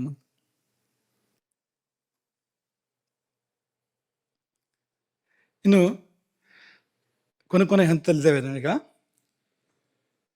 ಒಳ್ಳೆ ನಿದ್ದೆಯಿಂದ ಏನಾಗ್ತದೆ ಅನ್ನೋದನ್ನು ಸ್ಕಾಂದ ಪುರಾಣ ಹೇಳುತ್ತೆ. ಹೀಗೆ ಆಯುರ್ವೇದ ಎಲ್ಲ ಸ್ಕಾಂದ ಪುರಾಣ, ಯೇ ಸ್ವಪಂತಿ ಸುಖಂ ರಾತ್ರೌ, ಯಾರು ಭೂತಧಾತ್ರಿಯ ಕರುಣೆಯಿಂದ ಸುಖವಾದ ನಿದ್ದೆಯನ್ನು, ಉಚಿತವಾದ ನಿದ್ದೆಯನ್ನು ಮಾಡ್ತಾರೋ ತೇಷಾಂ ಕಾಯಾಗ್ನಿರಿಧ್ಯತೆ, ಅವರ ಕಾಯಾಗ್ನಿ ಇದೆಯಲ್ಲ ಅದು ಪ್ರಜ್ವಲಿತಗೊಳ್ಳುತ್ತದೆ, ಅಗ್ನಿ ಪ್ರಜ್ವಲನ ಏರ್ಪಡುತ್ತದೆ. ಅದು ಏರ್ಪಟ್ರೆ ಆಹಾರವೆಲ್ಲ ಪಚನವಾಗೋದು ಮಾತ್ರ ಅಲ್ಲ, ನೀವೇನೋ ಚೂರು ಹೆಚ್ಚು ಕಡಿಮೆ ತಿಂದರೂ ಕೂಡ ಅದೆಲ್ಲ ಅದನ್ನು ಪಚನ ಮಾಡಿ ಸರಿ ಮಾಡುತ್ತೆ. ಅದು ಮಾತ್ರ ಅಲ್ಲ, ದೋಷಗಳನ್ನು ಸುಡುತ್ತೆ, ನಮ್ಮೊಳಗಿನ ಪಾಪಗಳನ್ನು ದೋಷಗಳನ್ನು ಕೂಡ ಸುಡುತ್ತೆ. ಅದು ಅಂಥದ್ದೊಂದು ಗುಣ ಇದೆ ಅದಕ್ಕೆ, ಕಾಯ ಅಗ್ನಿರಿಧ್ಯತೆ. ಆಹಾರಂ ಪ್ರತಿಗೃಹಾತಿ ತತಃ ಪುಷ್ಟಿಕರಂ ಪರಂ, ಆಗ ನೀವು ಅದು ಪ್ರಜ್ವಲಿತವಾದಾಗ ಉತ್ತಮೋತ್ತಮವಾದ ಆಹಾರಗಳನ್ನು ತಗೊಳ್ಬೋದು, ಪುಷ್ಟಿ ಕೊಡ್ತಕ್ಕಂಥ ಆಹಾರಗಳನ್ನು ತಗೋಬೋದು. ಇಲ್ಲಿದ್ರೆ ಒಳ್ಳೆ ಆಹಾರ ತಗೊಳ್ಳೋಕ್ಕೂ ಆಗೋದಿಲ್ಲ, ಅದಾಗೋದಿಲ್ಲ ನನಗೆ, ಇದಾಗೋದಿಲ್ಲ ನನಗಂತಲೇ ಅದನ್ನು ತಿಂದು ಜೀರ್ಣ ಆಗೋದಿಲ್ಲ ಅನ್ನೋ ಸಂದರ್ಭ ಇರ್ಬೋದು, ಅಗ್ನಿ ದೌರ್ಬಲ್ಯ. ಆದರೆ ನೀವು ಸರಿಯಾಗಿ ನಿದ್ದೆ ಮಾಡಿದರೆ, ಅದೇ ಸಿದ್ಧಯೋಗಿನಿ ಬಂದರೆ ಕಾಲಗ್ನಿರುದ್ಧನು ಬರ್ತಾನೆ ಕೂಡಲಿ ಅಂತ, ಅಗ್ನಿ ಜಾಗರಣ, ಅಗ್ನಿಗೆ ಬಲ ಬರ್ತದೆ ಅಂತ. ಭಾವಪ್ರಕಾಶ ಹೀಗೆ ಹೇಳುತ್ತೆ, ನಿದ್ರಾತು ಸೇವಿತಾ ಕಾಲೇ, ಸಕಾಲದಲ್ಲಿ ನಿದ್ದೆ ಮಾಡಿದರೆ ಏನು ಬರ್ಬೋದು, ಏನಾಗ್ಬೋದು ಅಂದರೆ ಧಾತು ಸಾಮ್ಯ ಏರ್ಪಡಬಹುದು. ಧಾತು ಸಾಮ್ಯಂ, ಈ ಧಾತು ಸಾಮ್ಯಕ್ಕೆ ಎಲ್ಲಿವರೆಗೆ ವ್ಯಾಪ್ತಿ ಇದೆ ಅಂದರೆ ಆತ್ಮದರ್ಶನದವರೆಗೆ ವ್ಯಾಪ್ತಿ ಇದೆ. ಧಾತು ಸಾಮ್ಯದ ಸ್ಥಿತಿಯಲ್ಲಿ ಆತ್ಮದರ್ಶನ ಆಗುವಂಥದ್ದು ಯಾರಿಗೆ ಆದರೂ ಕೂಡ. ಈ ಧಾತುಗಳಿದೆಯಲ್ಲ, ಈ ರಸರಕ್ತ ಮಾಂಸ ಎನ್ನುವ ಸಪ್ತಧಾತುಗಳು ಇರ್ಬೋದು, ಅಥವಾ ವಾತ ಪಿತ್ತ ಕಫ, ಇದನ್ನು ಕೂಡ ಆಯುರ್ವೇದದಲ್ಲಿ ಹೆಚ್ಚಾಗಿ ದೋಷ ಅಂತ ಬಳಸ್ತಾರೆ, ಧಾತು ಅಂತೂ ಕೂಡ ಇದನ್ನು ಬಳಸಿದ್ರೆ ಯುಕ್ತ. ಅದು ಇವುಗಳಲ್ಲಿ ಹೊಡೆದಾಟ ಇಲ್ದಿದ್ರೆ, ವೈರುಧ್ಯ ಇಲ್ದೇನೆ ಸಾಮ್ಯ ಏರ್ಪಟ್ರೆ ಆಗಲೇ ಆತ್ಮದರ್ಶನ ಆಗುವಂಥದ್ದು ಅಲ್ವಾ. ಈಗ 3 ಹಾಳೆಗಳನ್ನು ಒಟ್ಟಿಗಿಟ್ಟು ರಂಧ್ರ ಮಾಡಿ, 3 ಹಾಳೆಗಳನ್ನು ಅಲ್ವಾ, ಹಿಂದ್ಗಡೆಯಿಂದ ಬೆಳಕು ಬಿಡಿ, ಆ ಬೆಳಕು ಆ ಕಡೆ ಬರ್ತದೆ. ಯಾವಾಗ ಅಂದರೆ ಆಚೆ ಈಚೆ ಇಲ್ಲದೆ ಇದ್ರೆ ಅಂತ, ಒಂದೇ ನೇರದಲ್ಲಿದ್ದರೆ ಅಂತ. 3 ಹಾಳೆಗಳು ಕಾಗದದ ರಟ್ಟು ಅಂತ ಅಂದ್ಕೊಳ್ಳಿ, 3 ಒಂದೇ ನೇರದಲ್ಲಿದ್ದರೆ, ಆ ರಂಧ್ರಗಳು ಒಂದೇ ನೇರದಲ್ಲಿದ್ದರೆ ಈಚೆಯಿಂದ ಬೆಳಕು ಆಚೆಯವರೆಗೂ ಹೋಗ್ಲಿಕ್ಕೆ ಸಾಧ್ಯ ಇದೆ ನೋಡಿ. ಹಾಗೆ ಈ ಧಾತು ಸಾಮ್ಯ ಏರ್ಪಡುವಾಗ ಈ 3 ಧಾತುಗಳು ಅಂಥ ಒಂದು ಸ್ಥಿತಿಗೆ ಬಂದಾಗ ಒಳಗಿರುವ ಬೆಳಕು ಹೊರಗೆ ಚೆಲ್ಲಲಿಕ್ಕೆ ಸಾಧ್ಯ ಇದೆ, ಅಲ್ಲಿವರೆಗೂ ವ್ಯಾಪ್ತಿ ಇದೆ. ಧಾತು ಸಾಮ್ಯದಲ್ಲಿ ಯಾವ ರೋಗವೂ ಇಲ್ಲ. ಧಾತು ಸಾಮ್ಯ ಇದ್ದಾಗ ಯಾವ ರೋಗವೂ ಕೂಡ ಇರೋದಿಲ್ಲ, ಮಾತ್ರವಲ್ಲ ಆತ್ಮದರ್ಶನ ಇರ್ತದೆ ಆ ಸಮಯದಲ್ಲಿ. ಹಾಗಾಗಿ ಆಯುರ್ವೇದ ಅಂದರೆ ಅದೇನು ಅಂದರೆ ವೇದಾಂತವೇ ಆಯುರ್ವೇದ ಅಂದರೆ. ಆಯುರ್ವೇದದ ಪರಮ ಪ್ರಯೋಜನ ಏನು ಅಂದರೆ ಧಾತು ಸಾಮ್ಯ. ಈ ಶಾಸ್ತ್ರ ಯಾತಕ್ಕೆ ಹೊರಟಿದೆ? ಧಾತು ಸಾಮ್ಯಕ್ಕಾಗಿ ಹೊರಟಿದೆ. ಧಾತು ಸಾಮ್ಯ ಅಂದರೆ ಏನು ಅಂದರೆ ಆತ್ಮದರ್ಶನ ಸ್ಥಿತಿ, ಪರಿಪೂರ್ಣ ಧಾತು ಸಾಮ್ಯ ಎನ್ನುವಂಥದ್ದು ಆತ್ಮದರ್ಶನ ಸ್ಥಿತಿ, ಅದು ಏರ್ಪಡಬೇಕು. ಎಷ್ಟು ನಾವು ಹತ್ರ ಹೋಗ್ತೇವೋ ಆ ಧಾತು ಸಾಮ್ಯಕ್ಕೆ ಅಷ್ಟು ಆರೋಗ್ಯವಾಗಿರ್ತೇವೆ. ಅಂದ್ರೆ ಅರ್ಥ ಏನು? ಎಷ್ಟು ನಾವು ಆತ್ಮದರ್ಶನಕ್ಕೆ ಹತ್ರ ಇರ್ತೇವೋ ಅಷ್ಟು ಆರೋಗ್ಯವಾಗಿರ್ತೇವೆ. ಆತ್ಮದರ್ಶನದ ಹಾದಿ ಬೇರೆ ಅಲ್ಲ, ಆರೋಗ್ಯದ ಹಾದಿ ಬೇರೆ ಅಲ್ಲ. ಆತ್ಮದರ್ಶನಕ್ಕೆ ಯಾವುದು ಪಥ್ಯವೋ ಆರೋಗ್ಯಕ್ಕೂ ಅದೇ ಪಥ್ಯ, ಆರೋಗ್ಯಕ್ಕೆ ಯಾವುದು ಪಥ್ಯವೋ ಆತ್ಮದರ್ಶನಕ್ಕೂ ಅದೇ ಪಥ್ಯ. ಎರಡೂ ಒಂದೇ. ಪೂರ್ಣಾರೋಗ್ಯ, ಆತ್ಮದರ್ಶನ ಒಂದೇ, ಎರಡು ಬೇರೆ ಬೇರೆ ಅಲ್ಲ ಅಂತ. ಹಾಗಾಗಿ ಈ ಆಚಾರ್ಯರುಗಳು ಇವರೆಲ್ಲ ಜ್ಞಾನಿಗಳು, ಇವ್ರ ಮಾತುಗಳಲ್ಲೇ ಗೊತ್ತಾಗ್ತದೆ ಅಂತ. ಧಾತು ಸಾಮ್ಯವನ್ನು ಕೊಡ್ತದೆ ಎಂಬುದಾಗಿ ಹೇಳಿದರು ಅಂತ. ಮಾತ್ರವಲ್ಲ ಅತಂದ್ರಿತ, ಅದನ್ನ ಆಗ ಹೇಳಿದ್ದು, ತೂಕಡಿಕೆ ಬರೋದಿಲ್ಲ. ನಿದ್ದೆ ಸರಿಯಾಗಿದ್ರೆ ತೂಕಡಿಕೆ ಬರೋದೇ ಇಲ್ಲ. ತೂಕಡಿಕೆ ಬಂತು ಅಂದ್ರೆ ತೂಕಡಿಕೆ ಬಂದ ಹೊತ್ತಿಗೆ ಇಲ್ಲಿ ಕಫಕೋಪ ಇಲ್ಲ, ವಾತಕೋಪ ಇಲ್ಲ ಅಂತ ನೀವು ಸಮಾಧಾನ ಮಾಡ್ಕೊಳ್ಳೋ ಹಾಗಿಲ್ಲ. ನಿದ್ದೆ ಸರಿಯಾಗಿಲ್ಲ ಅಂತ ಹೇಳ್ತಾ ಇದೆ, ಅದು ಬೇರೆ ಏನಿಲ್ಲ. ತೂಕಡಿಕೆ ಅನ್ನೋದೇ ನಿದ್ದೆ ಸರಿ ಇಲ್ಲ ಅಂತ, ಅದೇನೋ ಹದಗೆಟ್ಟಿದೆ. ಇನ್ನು ಮಲಗೋ ಸಮಯ ಸರಿ ಇಲ್ಲ, ವಾತಾವರಣ ಸರಿ ಇಲ್ಲ, ಅದಕ್ಕೆ ಪೂರಕವಾದ ಆಹಾರ ಇಲ್ಲ, ಆಡುವಾಗಿ ನಿದ್ದೆ ಬರ್ತಾ ಇಲ್ಲ, ಏನೋ ಒಂದಾಗಿದೆ ಅಂತ ಅರ್ಥ ಅದಕ್ಕೆ ಅಂತ. ಹಾಗಾಗಿ ಅದಕ್ಕೆ ಸರಿಯಾಗಿರು. ನಿದ್ದೆ ಮತ್ತು ಆಹಾರದ ಬಾಂಧವ್ಯದ ಬಗ್ಗೆ ಹೇಳ್ತಾ ಇರುವಂಥದ್ದು. ಆಹಾರ ಸರಿಯಾದರೆ ನಿದ್ದೆಗೆ ಇಷ್ಟೆಲ್ಲ ಅನುಕೂಲ ಇದೆ. ಹಾಗಾಗಿ ನಾನು ನಿನ್ನೆ ಹೇಳಿದ್ದು ನಿಮಗೆ, ಆಹಾರಕ್ಕೆ ನಿದ್ದೆಗಿಂತ ಮೊದಲು ಅಂದರೆ ಸುಮಾರು ಒಂದೂವರೆ ಗಂಟೆ ಮೊದಲು ಲಘು ಆಹಾರ ಸೇವನೆ ಮಾಡಬೇಕು. ಭಾರಿ ಆಹಾರ ಸೇವನೆಯನ್ನು ಆಗ ಇಟ್ಕೋಬಾರದು. ಭರ್ಜರಿ ಔತಣಕೂಟ ಆಗ ಇಲ್ಲ, ರಾತ್ರಿ ಇಲ್ಲ. ಕಿಂಚಿತ್ ಊನಂ ಸಮಷ್ಣೀಯ, ಸ್ವಲ್ಪ ಕಡಿಮೆನೇ ಊಟ ಮಾಡಿ ಆ ಸಮಯದಲ್ಲಿ. ನಿನ್ನೆ ನಿಮ್ಗೆ ಹೇಳಿದ್ದು, ರಾತ್ರಿ ಸಮಯದಲ್ಲಿ ಜೀರ್ಣಾಂಗ ವ್ಯವಸ್ಥೆಯೇ ವೇಗವನ್ನು ಕಳ್ಕೊಳ್ತದೆ ಎಂಬುದಾಗಿ ಆಧುನಿಕ ವೈದ್ಯರದ್ದು ಅಭಿಮತ ಇದೆ ಅಂತ ಹೇಳಿದ್ವು. ಅದನ್ನು ನಿಮಗೆ ಸ್ವಲ್ಪ ಹೇಳಲೇಬೇಕು. ಯಾಕೆಂದರೆ ಅಂಥವ್ರು ಅನೇಕರು ಇರ್ತಾರೆ, ನಮ್ಗೆ ಈ ಪೂಜೆ ಗೀಜೆ ಎಲ್ಲ ಹೇಳಬೇಡಿ, ಅದೆಲ್ಲ ಬೇಡ, ನಿಮ್ಗೆ ಈಶ್ವರ ಪಾರ್ವತಿ ಅದೆಲ್ಲ ನಮ್ಗೆ ಅರ್ಥ ಆಗೋದಿಲ್ಲ, ವಿಜ್ಞಾನ ಒಪ್ಪೋದಿಲ್ಲ, ಅದನ್ನು ನೀವು ವೈಜ್ಞಾನಿಕ ಭಾಷೆಯಲ್ಲಿ ಹೇಳಿ, ಆಗ ಕೇಳ್ಬೋದು. ಬೇರೆ ಬೇಡ ಅಂತ ಯಾರು ಹೇಳೋದಿದ್ರೆ ನೋಡಿ, ಇದು ಆಧುನಿಕ ವಿಜ್ಞಾನದ ಅಭಿಮತ ನಿಮ್ಮನ್ನ ಹೇಳುವಂಥದ್ದು. ರಾತ್ರಿ ಸಮಯದಲ್ಲಿ ಜೀರ್ಣಾಂಗ ವ್ಯವಸ್ಥೆ, ಡೈಜೆಸ್ಟಿವ್ ಸಿಸ್ಟಮ್ ಮಂದಗತಿಯಲ್ಲಿ ಸಾಗುತ್ತದೆ ಎಂಬುದನ್ನು ಆಧುನಿಕ ವೈದ್ಯಕೀಯ ವಿಜ್ಞಾನವು ಸಂಪೂರ್ಣವಾಗಿ ಒಪ್ಪಿಕೊಳ್ಳುತ್ತದೆ. ಇದಕ್ಕೆ ಮುಖ್ಯ ಕಾರಣ, ಅವರು ಹೇಳುವಂಥ ಮುಖ್ಯ ಕಾರಣ, ನಮ್ಮ ಶರೀರದ ಸಕಾರ್ಡಿಯನ್ ರಿದಮ್, ಜೈವಿಕ ಗಡಿಯಾರ. ಶರೀರಕ್ಕೆ ಒಂದು ಗಡಿಯಾರ ಇದೆ, ಈ ಗಡಿಯಾರ ಎಲ್ಲ ಸುಮ್ಮನೆ, ಇದೆಲ್ಲ ನಮ್ಮ ಮಧ್ಯದ ಒಪ್ಪಂದ ಮಾತ್ರ ಹೊರತು ನಿಜವಾದ ಗಡಿಯಾರ ಗಂಟೆ ಅಲ್ಲ. ಅದೆಲ್ಲ ಶರೀರದ ಒಂದು ಗಡಿಯಾರ ಇದೆ, ಅದಕ್ಕೆ ಯಾವಾಗ ಹಸಿವಾಗಬೇಕು, ಯಾವಾಗ ನಿದ್ದೆ ಬರಬೇಕು, ಅದರದ್ದೇ ಆದ ಗಡಿಯಾರ ಒಂದಿದೆ. ಆ ಜೈವಿಕ ಗಡಿಯಾರ ಅದು ಹೇಗೆ ರೂಪಿತವಾಗಿದೆ ಅಂದರೆ, ಹಗಲು ಚುರುಕಾಗಿ ಹೋಗ್ತದಂತೆ, ಅದು ರಾತ್ರಿ ಅದು ಮಂದ ಆಗ್ತದೆ. ಅಂದರೆ ಶರೀರದ ವಿನ್ಯಾಸವನ್ನೇ ಪ್ರಕೃತಿ ಹಾಗೆ ಮಾಡಿದೆ. ಮಾನವ ಶರೀರದ ವಿನ್ಯಾಸವನ್ನೇ ದೇವರು ಮಾಡಿರೋದು ಹೇಗೆ ಅಂದರೆ, ಹಗಲು ಚುರುಕಾಗಿರುವಂತೆ ರಾತ್ರಿ ಮಂದವಾಗುವಂತೆ ವಿನ್ಯಾಸಗೊಳಿಸಲಾಗಿದೆ. ಹಾಗಾಗಿ ರಾತ್ರಿ ಚುರುಕಾಗಿರಬಾರ್ದು, ರಾತ್ರಿ ಮಲ್ಕೊಳ್ಬೇಕು. ಆ ಮಲಗಿದ ಹೊತ್ತನ್ನು ಬಿಟ್ಟು ಉಳಿದ ಹೊತ್ತು ಧ್ಯಾನದಂತದಕ್ಕೆ ಸಲ್ಲಬೇಕು. ಈ ಮಲ್ಕೊಳ್ಳೋಕ್ಕಿಂತ ಮುಂಚೆ ಸಂಧ್ಯಾ ವಂದನೆ, ಧ್ಯಾನ, ಸಾಯಂಕಾಲ ಸಂಧ್ಯಾಕಾಲ ಬಂತು, ಅದಕ್ಕಿರುವಂಥದ್ದು. ಬೆಳಗಿನ ಜಾವ ಬ್ರಹ್ಮ ಮುಹೂರ್ತ, ಅನಂತರ ಬರ್ತಕ್ಕಂಥ ಸಂಧ್ಯಾಕಾಲ ಎಲ್ಲ ಅದಕ್ಕಿರುವಂಥದ್ದು. ಹಾಗಾಗಿ ಈ ರಾತ್ರಿ ತುಂಬ ಚಟುವಟಿಕೆಗಳನ್ನು ಇಟ್ಕೋಬಾರ್ದು. ಯಾಕೆಂದ್ರೆ ಪ್ರಕೃತಿ ವಿರೋಧಿ ಅದು. ಕತ್ತಲಾಗೋದೇ ಏನೇನು ಹೇಳ್ತಾ ಇದೆ ಅಂದ್ರೆ, ಸಾಕು ನಿಲ್ಲಿಸು ಚಟುವಟಿಕೆಗಳನ್ನ ಅಂತ ಸೂಚನೆ ಇರುವುದೇ ಅದು ಅಂತ. ಹಾಗಾಗಿ ರಾತ್ರಿ ನಿದ್ದೆ ಮಾಡಬೇಕು, ಹಗಲು ಮಾಡಬಾರ್ದು.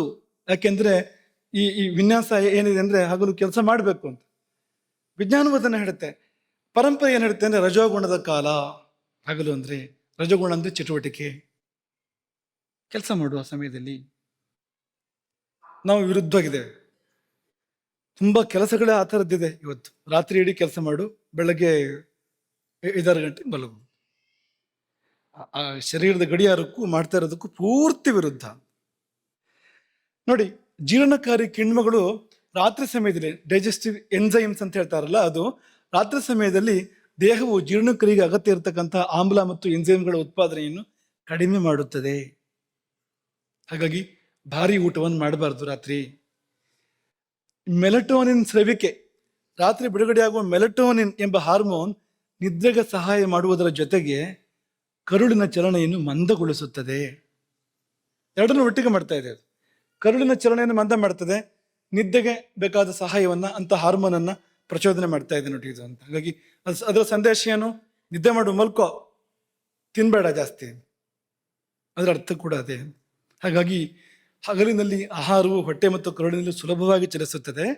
ಆದರೆ ರಾತ್ರಿ ನಿದ್ರಿಸುವಾಗ ಜೀರ್ಣಾಂಗ ವ್ಯೂಹದ ಸ್ನಾಯುಗಳ ಚಲನೆ 30-50% ಕಡಿಮೆ ಆಗುತ್ತದೆ. ಅರ್ಧದಷ್ಟು ವರೆಗೂ ಕಡಿಮೆ ಆಗ್ಬೋದು ಅಂತ. ಅಂದ್ರೆ ಮಧ್ಯಾಹ್ನ 4 ತಾಸು ಬೇಕು ಅಂದ್ರೆ ಊಟ ಆಗೋದು ಜೀರ್ಣ ಆಗೋದಕ್ಕೆ ರಾತ್ರಿ 8 ತಾಸು ಬೇಕಾಗ್ಬೋದು, ಅಲ್ಲಿವರೆಗೂ ಬೇಕಾಗ್ಬೋದು. ಹಾಗಾಗಿ ಹೆಚ್ಚು ಸಮಯ ತಗೊಳ್ಳುತ್ತದೆ. ಇನ್ನು ಆಧುನಿಕ ಸಂಶೋಧನೆಗಳ ಪ್ರಕಾರ ರಾತ್ರಿ ಸಮಯದಲ್ಲಿ ನಮ್ಮ ದೇಹದ ಇನ್ಸುಲಿನ್ ಸಂವೇದನಾಶೀಲತೆ ಕಡಿಮೆ ಇರುತ್ತದೆ. ಅಂದರೆ ರಾತ್ರಿ ಸೇವಿಸುವ ಗ್ಲುಕೋಸ್, ಸಕ್ಕರೆ, ಅದನ್ನು ಜೀರ್ಣಿಸಿಕೊಂಡು ಶಕ್ತಿಯಾಗಿ ಮಾರ್ಪಡಿಸುವ ಸಾಮರ್ಥ್ಯ ದೇಹಕ್ಕೆ ಕಡಿಮೆ ಇರುತ್ತದೆ. ಹಾಗಾಗಿ ರಾತ್ರಿ ತಿಂದ ಗುರು ಆಹಾರ, ಅಂದ್ರೆ ಹೆವಿ ಫುಡ್ ಅಂತ ಹೇಳ್ತಾರಲ್ಲ, ಗುರು ಆಹಾರ, ಇದು ಸುಲಭವಾಗಿ ಕೊಬ್ಬಾಗಿ ಶೇಖರಣೆ ಆಗ್ತದೆ. ಫ್ಯಾಟ್, ಕೊಬ್ಬು ಅದಾಗಿ ಶೇಖರಣೆ ಆಗ್ತದೆ ಹೊರತು ಅದು ದೇಹಕ್ಕೆ ಏನಾಗಿ ಬದಲಾಗಿ ದೇಹಕ್ಕೆ ಉಪಕಾರ ಮಾಡಬೇಕಾಗಿತ್ತು ಹಾಗಾಗೋದಿಲ್ಲ ಅಂತ. ಹಗಲಿನಲ್ಲಿ ನಡೀತಕ್ಕಂಥ ಸಣ್ಣ ಪುಟ್ಟ ದೈಹಿಕ ಚಲನೆಗಳು ಜೀರ್ಣಕ್ರಿಯೆಗೆ ಪೂರಕ, ರಾತ್ರಿ ಅದು ಇರೋದಿಲ್ಲ. ನಾವು ಮಲಗ್ತೇವೆ, ನಿದ್ದೆ ಮಾಡ್ತೇವೆ. ಹಾಗಾಗಿ ಜೀರ್ಣಾಂಗಕ್ಕೆ ಬೇಕಾಗ್ತಕ್ಕಂಥ ಆಸಿಡ್ ರಿಫ್ಲಕ್ಸ್ ಅದು ಸಿಕ್ಕೋದಿಲ್ಲ ಅಂತ, ಹೊಟ್ಟೆ ಉಬ್ಬರ ಬರಬಹುದು ಇದರಿಂದಾಗಿ. ಹಾಗಾಗಿ ಆಧುನಿಕ ವೈದ್ಯರ ಪ್ರಮುಖ ಸಲಹೆ ಏನು ಅಂದ್ರೆ, ಆಹಾರ ನಿದ್ದೆಗಿಂತ ಸ್ವಲ್ಪ ಮುಂಚಿತವಾಗಿ ಆಹಾರ ಸ್ವೀಕಾರ ಮಾಡಿ, ಆಹಾರ ಆಗಿ ಸ್ವಲ್ಪ ಹೊತ್ತು ಬಿಡಿ ನಿದ್ದೆಗೆ, ಸೀದಾ ನಿದ್ದೆಗೆ ಹೋಗಬೇಡಿ ಅನ್ನೋದೊಂದು. ಇನ್ನೊಂದು, ಆಹಾರದ ಪ್ರಮಾಣ ಸ್ವಲ್ಪ ಹಗುರ ಆಹಾರ ಇರಲಿ ರಾತ್ರಿ ಅಂತ ಈಗ ಆ ಸಲಹೆಗಳನ್ನು ಕೊಡೋಕೆ ಶುರು ಮಾಡಿದ್ದಾರೆ ಆಧುನಿಕ ವೈದ್ಯರು. ಕೂಡಲೇ ಮಲಗಬೇಡಿ, ಸ್ವಲ್ಪ ಓಡಾಡಿದ್ರೆ ಒಳ್ಳೇದು ಅಂತ ಹೇಳ್ತಾರೆ ಅವರು. ಹಗುರವಾದ ನಡಿಗೆ ಒಳ್ಳೇದು ಅಂತ. ಇದನ್ನೇ ಆಯುರ್ವೇದ ಎಷ್ಟೋ ಕಾಲ ಮುಂಚೆ ಭುಕ್ತ್ವಾ ಶತಪಥಂ ವ್ರಜೇತ್ ಅಂತ ಹೇಳಿದೆ. ಅದನ್ನ ಇವರು ಕೂಡ ಹೇಳ್ತಾ ಇರುವಂಥದ್ದು, ಏನೂ ಕೂಡ ವ್ಯತ್ಯಾಸವೇ ಇಲ್ಲ. ಹಾಗೆ ಇನ್ನೊಂದು ಉಕ್ತಿ, ಸುಖಂ ಸ್ವಪಿತ್ ಎನುಡಮಾನ್, ಯಾರು ಸುಖ ನಿದ್ರೆ ಮಾಡ್ತಾರೆ ಅಂದ್ರೆ ಯಾರಿಗೆ ಸಾಲ ಇಲ್ಲ ಅವನು ಸುಖ ನಿದ್ದೆ ಮಾಡ್ತಾನಂತೆ, ಯಾರಿಗೆ ರೋಗ ಇಲ್ಲ ಅವನು ಸುಖ ನಿದ್ದೆ ಮಾಡ್ತಾನಂತೆ. ಆಮೇಲೆ ಯಾರಿಗೆ ಹೆಂಡತಿ ಆದ್ರೆ ಗಂಡನ ಮೇಲೆ, ಗಂಡರ ಹೆಂಡತಿ ಮೇಲೆ ಸಂಶಯ ಇಲ್ಲ ಅವರು ನೆಮ್ಮದಿಯಾಗಿ ನಿದ್ದೆ ಮಾಡ್ತಾರಂತೆ. ಹಳೆ ಶ್ಲೋಕ, ನಮ್ದೇನು ಇಲ್ಲ ಇದರಲ್ಲಿ. ಮುಖ್ಯವಾದ ಏನಂದ್ರೆ ಸಾವಕಾಶಸ್ತು ಯೋ ಭುಂಕ್ತೆ, ಸ್ವಲ್ಪ ಜಾಗ ಇಟ್ಟು ಊಟ ಮಾಡೋನು, ಹೊಟ್ಟೆಯಲ್ಲಿ ಸ್ಥಳ ಇಟ್ಟು ಊಟ ಮಾಡೋನು, ಹೊಟ್ಟೆ ತುಂಬ ತುಂಬಿಸೋದಲ್ಲ, ಜಾಗ ಇಟ್ಟು ಯಾರು ಊಟ ಮಾಡ್ತಾನೋ ಅವನು ಸುಖಂ ಸ್ವಪಿತಿ, ಒಳ್ಳೆ ನಿದ್ದೆಯನ್ನು ಮಾಡ್ತಾನೆ. ಸುಖಂ ಸ್ವಪಿತ್ ಎನ್ಋಣವಾನ್ ವ್ಯಾಧಿ ಮುಕ್ತಶ್ಚ ಯೋ ನರಃ ಸಾವಕಾಶಸ್ತು ಯೋ ಭುಂಕ್ತೆ ಎಷ್ಟು ದಾರೈರ್ ನ ಶಂಕಿತ. ಇವರೆಲ್ಲ ಅಂತ ಪಥ್ಯಾಹಾರವೇ ಆದ್ರು, ಸರಿಯಾದ ಆಹಾರವೇ ಆದ್ರು, ಜಾಸ್ತಿ ತಿಂದ್ಬಿಟ್ರೆ ಅಥವಾ ತುಂಬ ಕಡಿಮೆ ತಿಂದ್ರೆ, ಕಡಿಮೆ ಜಾಸ್ತಿ ಇಲ್ಲ ಸರಿಯಾಗಿ ತಿಂತಿದ್ದಾನೆ, ಹೀಗೆಲ್ಲ ಆದ್ರೂ ಕೂಡ ಜೀರ್ಣ ಆಗದೆ ಇರ್ಬೋದು. ಯಾವಾಗ ಅಂದ್ರೆ ಚಿಂತಾ ಶೋಕ ಭಯ ಕ್ರೋಧ ದುಃಖ ಪ್ರಜಾಗರೈಹಿ ಇದೆಲ್ಲ ಇದ್ದಾಗ ಜೀರ್ಣ ಆಗದೆ ಹೋಗ್ಬೋದು. ಅಂತಂದ್ರೆ ಸರಿಯಾಗಿ ಆಹಾರ ಸೇವನೆ ಮಾಡಿದ್ರು ಕೂಡ, ಪ್ರಮಾಣಬದ್ಧ ಪಥ್ಯಾಹಾರ ಎಲ್ಲ ಇದ್ರೂ ಕೂಡ ನಿದ್ದೆ ಸರಿ ಮಾಡದೇ ಇದ್ರೆ, ಪ್ರಜಾಗರ ಅಂದ್ರೆ ಅದು ನಿದ್ದೆ ಸರಿ ಮಾಡದೇ ಇದ್ರೆ ಜೀರ್ಣ ಸರಿಯಾಗದೇ ಇರ್ಬೋದು, ತೊಂದರೆ ಆಗ್ಬೋದು. ಹೀಗೆ ಪರಸ್ಪರ ತುಂಬ ಸಂಬಂಧ ಇದೆ. ಆಹಾರ ವ್ಯತ್ಯಾಸ ಆದಾಗ ವಾತ ವ್ಯತ್ಯಾಸ ಆಗುತ್ತೆ, ವಾತ ವ್ಯತ್ಯಾಸ ಆದ್ರೆ ನಿದ್ದೆ ಹೋಗುತ್ತೆ, ವಾತ ನಿದ್ದೆ ವೈರಿ ಅಂತ. ಇನ್ನೊಂದು ಸಂಗತಿ ನಿಮ್ಗೆ ಹೇಳಬೇಕು, ಆಹಾರದಲ್ಲಿ ಕೂಡ ಜಾಗ್ರತೆ ಮಾಡಬೇಕು. ಆಹಾರದಲ್ಲಿ ಈಗ ವಾತೋದ್ರೇಕ ಮಾಡುವಂಥ ಆಹಾರಗಳನ್ನು ತುಂಬ ಸೇವನೆ ಮಾಡಿದರೆ ನಿದ್ದೆ ಹೋಗುತ್ತೆ. ಯಾವುದು ಉದಾಹರಣೆಗೆ ಅಂತಂದರೆ ಕಡಲೆ, ಚೆನ್ನಾಗಿ ಕಡಲೆ ತಿಂದರೆ, ಕಡಲೆಕಾಯಿ ಚೆನ್ನಾಗಿ ತಿಂದರೆ ತಿನ್ಬೇಕಾದ್ರೆ ಸುಖ ಆಗ್ಬೋದು, ಆದರೆ ಆಮೇಲೆ ನಿದ್ದೆಗೆ ತೊಂದರೆ ಆಗ್ಬೋದು. ಇನ್ನೂ ಏನೇನೋ ಮಾಡ್ಬೋದು ಅದು, ಆದರೆ ನಿದ್ದೆಗೆ ತೊಂದರೆ ಆಗ್ಬೋದು. ತೊಗರಿ, ಈ ಹೆಸರು ಮತ್ತು ತೊಗರಿ ಎಲ್ಲಿ ಹೆಸರು ಯಾವಾಗಲೂ ಒಳ್ಳೆಯದು, ಹೆಸರು ಬೇಳೆ ಬೆಳೆಸ್ಬೇಕು. ತೊಗರಿ ಬೇಳೆಗಿಂತ, ತೊಗರಿ ಬೇಳೆ ನಿಷಿದ್ಧ ವರ್ಜ್ಯ ಅಂತಲ್ಲ, ಆದರೆ ಜಾಸ್ತಿ ಬಳಕೆ ಮಾಡಿದರೆ ನಿದ್ದನ್ನು ಕಡಿಮೆ ಮಾಡುತ್ತೆ ಅದು, ಅಥವಾ ವಾತದ ಬೇರೆ ಬೇರೆ ಸಮಸ್ಯೆಗಳನ್ನು ಕೂಡ ತರ್ಬೋದು ಅದು ಅಂತ. ಅಲಸಂದಿ, ಬಟಾಣಿ, ಮೆಕ್ಕೆಜೋಳ, ರಾಗಿ, ಇನ್ನು ಪಾಶ್ಚಿಮಾತ್ಯ ತರಕಾರಿಗಳಲ್ಲಿ ಎಲೆಕೋಸು, ಹೂಕೋಸು, ಬ್ರೋಕೋಲಿ, ಆಲೂಗಡ್ಡೆ, ಬದನೆಕಾಯಿ, ಇನ್ನು ತಣ್ಣನೆಯ ಪಾನೀಯಗಳು. ಇದು ಕೃತ್ರಿಮ ಬುದ್ಧಿಮತ್ತೆ ಕೊಡುವಂಥದ್ದು ಇದು, ಅದು ಹೇಳ್ತಾ ಇದೆ ಇದನ್ನ. ತಣ್ಣನೆ ಪಾನೀಯಗಳು ಅಂದ್ರೆ ತಂಪು ಪೆಟ್ಟಿಗೆಯಲ್ಲಿ ಇಟ್ಟು ಹೊರತೆಗೆದ ಪಾನೀಯಗಳಿದೆಯಲ್ಲ ಅಂಥವು. ಐಸ್ ಕ್ರೀಮ್ ಎರಡನ್ನೂ ಕೋಪಗೊಳಿಸುತ್ತೆ ಅಂತ ಹೇಳ್ತಾರೆ. ಕಫವನ್ನೂ ಕೋಪಗೊಳಿಸುತ್ತೆ. ಅದು ಸ್ನಿಗ್ಧ ಮತ್ತು ಶೀತ, ಅಂದ್ರೆ ಸ್ನೇಹಾಂಶ ಇದೆ, ತುಂಬ ತಂಪು ಇದೆ, ಹಾಗಾಗಿ ಕಫವನ್ನು ಕೆರಳಿಸುತ್ತೆ. ಅದು ವಾತವನ್ನು ಕೆರಳಿಸುತ್ತೆ. ರೂಕ್ಷ ಅಂದ್ರೆ ತೀಕ್ಷ್ಣ ಮತ್ತು ಶೀತ, ಅದು ತುಂಬ ತೀಕ್ಷ್ಣವೂ ಹೌದು, ಶೀತವೂ ಹೌದು ಅಂತ. ಮತ್ತೆ ಇನ್ನೊಂದು, ಎಷ್ಟು ಜನರಿಗೆ ಬೇಜಾರಾಗುತ್ತೋ ಅಂತ ಹೇಳಿದ್ರೆ ಗೊತ್ತಿಲ್ಲ, ಕಾಫಿ ಮತ್ತು ಚಹಾ ನಿದ್ದೆಗೆ ಪ್ರಧಾನವಾದ ವೈರಿಗಳು ಅಂತ, ಕಾಫಿ ಮತ್ತು ಚಹಾ ಅಂತ.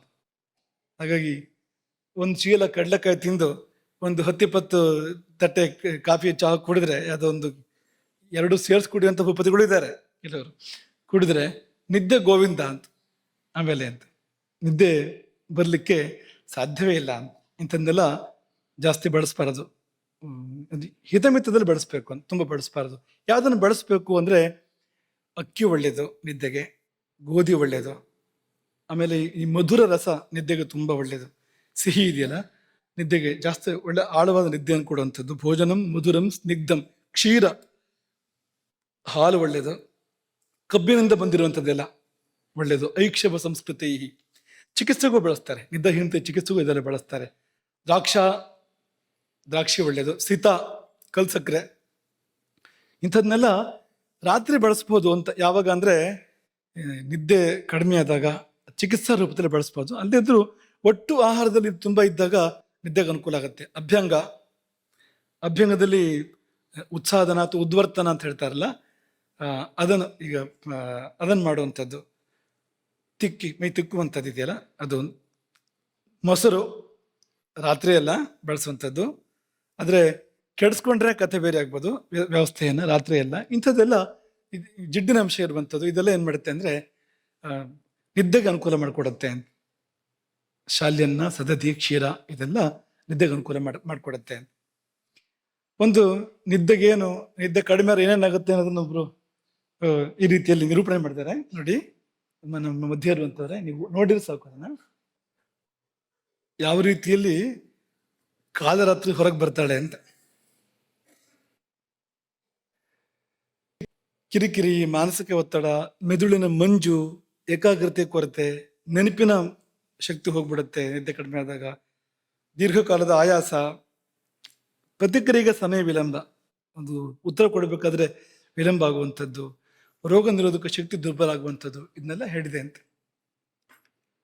ಸಹನೆ ಹೋಗುತ್ತೆ ನಿದ್ದೆ ಕಡಿಮೆ ಆದ್ರೆ, ಮುಖ್ಯವಾಗಿ ಕೋಪ ಜಾಸ್ತಿ ಆಗುತ್ತೆ, ಸಹನೆ ಹೋಗುತ್ತೆ. ಒಂದು 2-3 ಪ್ರಯೋಗಗಳನ್ನ ಹೇಳಿ ಪೂರ್ತಿ ಮಾಡ್ತಾ ಇದ್ದೇವೆ. ರಾಂಡಿ ಗಾರ್ಡ್ನರ್ ಅಂತ ಒಬ್ರು 1963-64 ಪ್ರಯೋಗ ಮಾಡಿದ್ರು. ನಿದ್ರೆ ಮಾಡದೆ ವಿಶ್ವದಾಖಲೆ ನಿರ್ಮಾಣ ಮಾಡಿದ್ರು. ಆ ಸಮಯದಲ್ಲಿ ಅವರಲ್ಲಿ ಅನೇಕ ಅವ್ಯವಸ್ಥೆಗಳು ಕಂಡು ಬಂದವು. ಇದೇ ಎಲ್ಲ ಏಕಾಗ್ರತೆ ಕೊರತೆ, ಸ್ಮರಣ ಶಕ್ತಿ ನಾಶ, ಮನೋಭಾವ ಬದಲಾವಣೆ, ಭ್ರಮೆ, ಬುದ್ಧಿ ಅಸ್ತವ್ಯಸ್ತ ಆಗೋದು, ಇದೆಲ್ಲ ಕಂಡು ಬಂತು ಆ ಸಮಯದಲ್ಲಿ. ನಿದ್ದೆ ಕಡಿಮೆ ಆದ್ರೂ ಹೆಚ್ಚಾದ್ರೂ ತೊಂದರೆ ಅನ್ನೋದಕ್ಕೆ 2025ರಲ್ಲಿ ಜೊರೋ ಸೈನ್ಸ್ ಪತ್ರಿಕೆಯಲ್ಲಿ ಪ್ರಕಟವಾದ ಒಂದು ವರದಿ ವಿಶ್ಲೇಷಣೆ. ಅದು 7 ಗಂಟೆಗಿಂತ ಕಡಿಮೆ ನಿದ್ದೆ ಮಾಡಿದ್ರೆ ಸಾವಿನ ಪ್ರಮಾಣ 14% ಜಾಸ್ತಿ ಅಂತ. 7 ಗಂಟೆಗಿಂತ ಅಥವಾ 6-7 ಗಂಟೆಗಿಂತ ಹದ ನಿದ್ದೆಗಿಂತ ಕಡಿಮೆ ಮಾಡಿದ್ರೆ, ನಿದ್ದೆ ಪ್ರಮಾಣ ಕಡಿಮೆ ಆದ್ರೆ ಮರಣದ ಅಪಾಯ 14% ಜಾಸ್ತಿ ನಿದ್ದೆ ಮಾಡಿದ್ರೆ 9 ಗಂಟೆಗಿಂತ ಜಾಸ್ತಿ ನಿದ್ದೆ ಮಾಡೋರಿಗೆ 34% ಮರಣದ ಸಾಧ್ಯತೆ ಜಾಸ್ತಿ. ನಿದ್ದೆ ಜಾಸ್ತಿ ಆದ್ರೆ ಹೆಚ್ಚಿಗೆ ತೊಂದರೆ ಇದೆ ಅಂತ. ಹಾಗೆ ಈ ಫೇಟಲ್ ಫೆಮಿಲಿಯಲ್ ಇನ್ಸಾಮನಿಯಾ ಅಂತ ಹೇಳ್ತಾರೆ, ನಿದ್ರಾಹೀನತೆಯ ಒಂದು ಬಗೆ ಅದು. ಅದು ಎಷ್ಟರ ಮಟ್ಟಿಗೆ ತೊಂದರೆ ಕೊಡುತ್ತೆ ಅನ್ನೋದನ್ನ ವಿವರಣೆ ಕೊಡುವಾಗ ಈ ನರಮಂಡಲದ ಮೇಲೆ ನಿಯಂತ್ರಣ ಹೋಗುವಂಥದ್ದು, ಭ್ರಮೆ, ಸ್ಮರಣ ಶಕ್ತಿ ಕುಸಿತ, ಇದೆಲ್ಲ ಅಲ್ಲೂ ಕೂಡ ಹೇಳಿದ್ದಾರೆ. ಕೊನೆಯಲ್ಲಿ ಮರಣ ಬರುತ್ತೆ ಈ ಕಾಯಿಲೆಯಲ್ಲಿ ಅಂತ, ಸಾವಲ್ಲಿ ಮುಕ್ತಾಯ ಆಗತ್ತೆ ಅಂತ. ಕೊನೆಯಲ್ಲಿ ಈ ನಾಯಿಗಳ ಮೇಲೆ, ಇಲಿಗಳ ಮೇಲೆ ಪ್ರಯೋಗ ಮಾಡಿದ್ದಾರೆ. 19ನೇ ಶತಮಾನದಲ್ಲಿ ಪ್ರಯೋಗ ಮಾಡಿದಾಗ, ನಾಯಿಗಳ ಮೇಲೆ ಪ್ರಯೋಗ ಮಾಡಿದಾಗ 9 ರಿಂದ 17 ದಿನಗಳ ಮಧ್ಯೆ ಸತ್ತು ಅವೆಲ್ಲ. ಅವು ನಿದ್ದೆ ಮಾಡದಂತೆ ಮಾಡಿದಾಗ, ನಾಯಿಗಳು ನಿದ್ದೆ ಮಾಡದೆ ಹೋದಂತೆ ಮಾಡಿದಾಗ ಪಾಪ 9 ದಿನದಿಂದ 17 ದಿನದ ಮಧ್ಯದಲ್ಲಿ ಎಲ್ಲ ನಾಯಿಗಳು ಮರಣವನ್ನು ಅಪ್ಪಿದವು. ಇಲಿಗಳ ಮೇಲೆ ಮಾಡಿದಾಗ 2 ವಾರದಿಂದ 4 ವಾರದ ಮಧ್ಯದಲ್ಲಿ, ಅಂದ್ರೆ 15 ದಿವಸದಿಂದ 1 ತಿಂಗಳ ಮಧ್ಯದಲ್ಲಿ ಸತ್ತವು ಅವೆಲ್ಲ. ನಿದ್ದೆ ತೊಂದರೆ ಆದ್ರೆ ಏನಾಗ್ಬೋದು ಅನ್ನೋದಕ್ಕೆ ಇವೆಲ್ಲ ಸೂಚನೆಗಳು. ಹಾಗಾಗಿ ಯಾವುದೇ ಕಾರಣಕ್ಕೂ ನಾವು ನಿದ್ದೆ, ಹಸಿವು ಇದನ್ನೆಲ್ಲ ಆ ಕಡೆ ಈ ಕಡೆ ಮಾಡ್ಕೋಬಾರ್ದು. ಅದಕ್ಕೆ ಕೊಡಬೇಕಾದಂಥ ಮರ್ಯಾದೆಯನ್ನ ಕೊಡಬೇಕು. ಇದಿಷ್ಟನ್ನ ಇವತ್ತಿನ ಒಂದು ಪಾಠವಾಗಿ, ಪ್ರವಚನವಾಗಿ ಇಟ್ಕೊಂಡು, ಮುಂದಿನದಕ್ಕೆ ಬ್ರಹ್ಮಚರ್ಯ ಇದೆ ಮುಂದೆ, ಅದನ್ನು ಸ್ವಲ್ಪ ಸಮಯ ಅದನ್ನು ಅವಲೋಕನ ಮಾಡಿ ಆಮೇಲೆ ಮುಂದಕ್ಕೆ ಆಹಾರದ ವಿಷಯಕ್ಕೆ ಮುಂದುವರಿಯೋಣ. ಈ 3 ಉಪಸ್ತಂಭಗಳು, ಒಂದು ಪ್ರಧಾನ ಸ್ತಂಭ, ಕರ್ಮವೆಂಬ ಪ್ರಧಾನ ಸ್ತಂಭ, ಮತ್ತು ಆಹಾರ, ನಿದ್ದೆ, ಬ್ರಹ್ಮಚರ್ಯ ಎಂಬ 3 ಉಪಸ್ತಂಭಗಳು ಶರೀರವನ್ನ ಧರಿಸಿವೆ. ನಿದ್ದೆ ಸರಿಯಾದರೆ ಅದು ಯೋಗ ನಿದ್ರೆ ಆಗತ್ತೆ, ಅದು ನಮ್ಮನ್ನು ಭಗವಂತನವರೆಗೂ ಕರ್ಕೊಂಡು ಹೋಗುತ್ತೆ. ಸರಿಯಾಗದೇ ಇದ್ರೆ ಈ ಕಡೆ ಕರ್ಕೊಂಡು ಹೋಗುತ್ತೆ, ಚಿತ್ರಗುಪ್ತನ ಕಡೆಗೆ, ಯಮನ ಕಡೆಗೆ, ಅಥವಾ ಅವನೇ ಕಳಿಸ್ಕೊಡ್ತಾನೆ ತನ್ನ ಪ್ರತಿನಿಧಿಗಳನ್ನ, ದೂತರನ್ನ. ಯಾರಲ್ಲಿ ನಿದ್ದೆ ಸರಿ ಇರೋದಿಲ್ವೋ ಅವರಿಗೆ ರೋಗಗಳನ್ನ, ಅರುಚಿ, ಅಜೀರ್ಣ, ಇದನ್ನೆಲ್ಲ ಕಳಿಸ್ಕೊಡ್ತಾನೆ ಯಮದೇವ. ಬೇಗ ಬರ್ಲಿಕ್ಕೆ ಹೇಳು, ಬೇಗ ಬರ್ತಾನಂತೆ, ಹೋಗಿ ಅಂತ. ಹಾಗಾಗತ್ತೆ. ಹಾಗಾಗಿ ನಮ್ಗೆ ಇದು ಬೇಕು ಅದು ಬೇಕು ಅನ್ನೋದನ್ನ ಆರಿಸ್ಕೋಬೇಕು. ಜೀವನಕ್ಕೆ ಶಿಸ್ತನ್ನು ಅಳವಡಿಸ್ಕೊಳ್ಬೇಕು, ತುಂಬಾ ಮುಖ್ಯ. ಹಾಗಾಗಿ ನಿರ್ನಿದ್ರೆಯಿಂದ ನಿದ್ರೆಗೆ, ನಿದ್ರೆಯಿಂದ ನಿಶ್ಚಿಂತೆಗೆ, ನಿಶ್ಚಿಂತೆಯಿಂದ ಯೋಗ ನಿದ್ರೆಗೆ ಭೂತಧಾತ್ರಿ ಸಿದ್ಧಯೋಗಿನಿ ನಮ್ಮೆಲ್ಲರನ್ನು ಕೂಡ ಏರಿಸಲಿ ತಾಯಿ ವಿಷ್ಣುಮಾಯಿ. ಹರೇ ರಾಮ. ಗೋಕರ್ಣ ಮಂಡಲಾಧೀಶ್ವರ ಶ್ರೀಮದ್ ಜಗದ್ಗುರು ಶಂಕರಾಚಾರ್ಯ ಶ್ರೀಮದ್ ರಾಘವೇಶ್ವರ ಭಾರತಿ ಸ್ವಾಮಿ ಮಹಾರಾಜ್ ಕಿ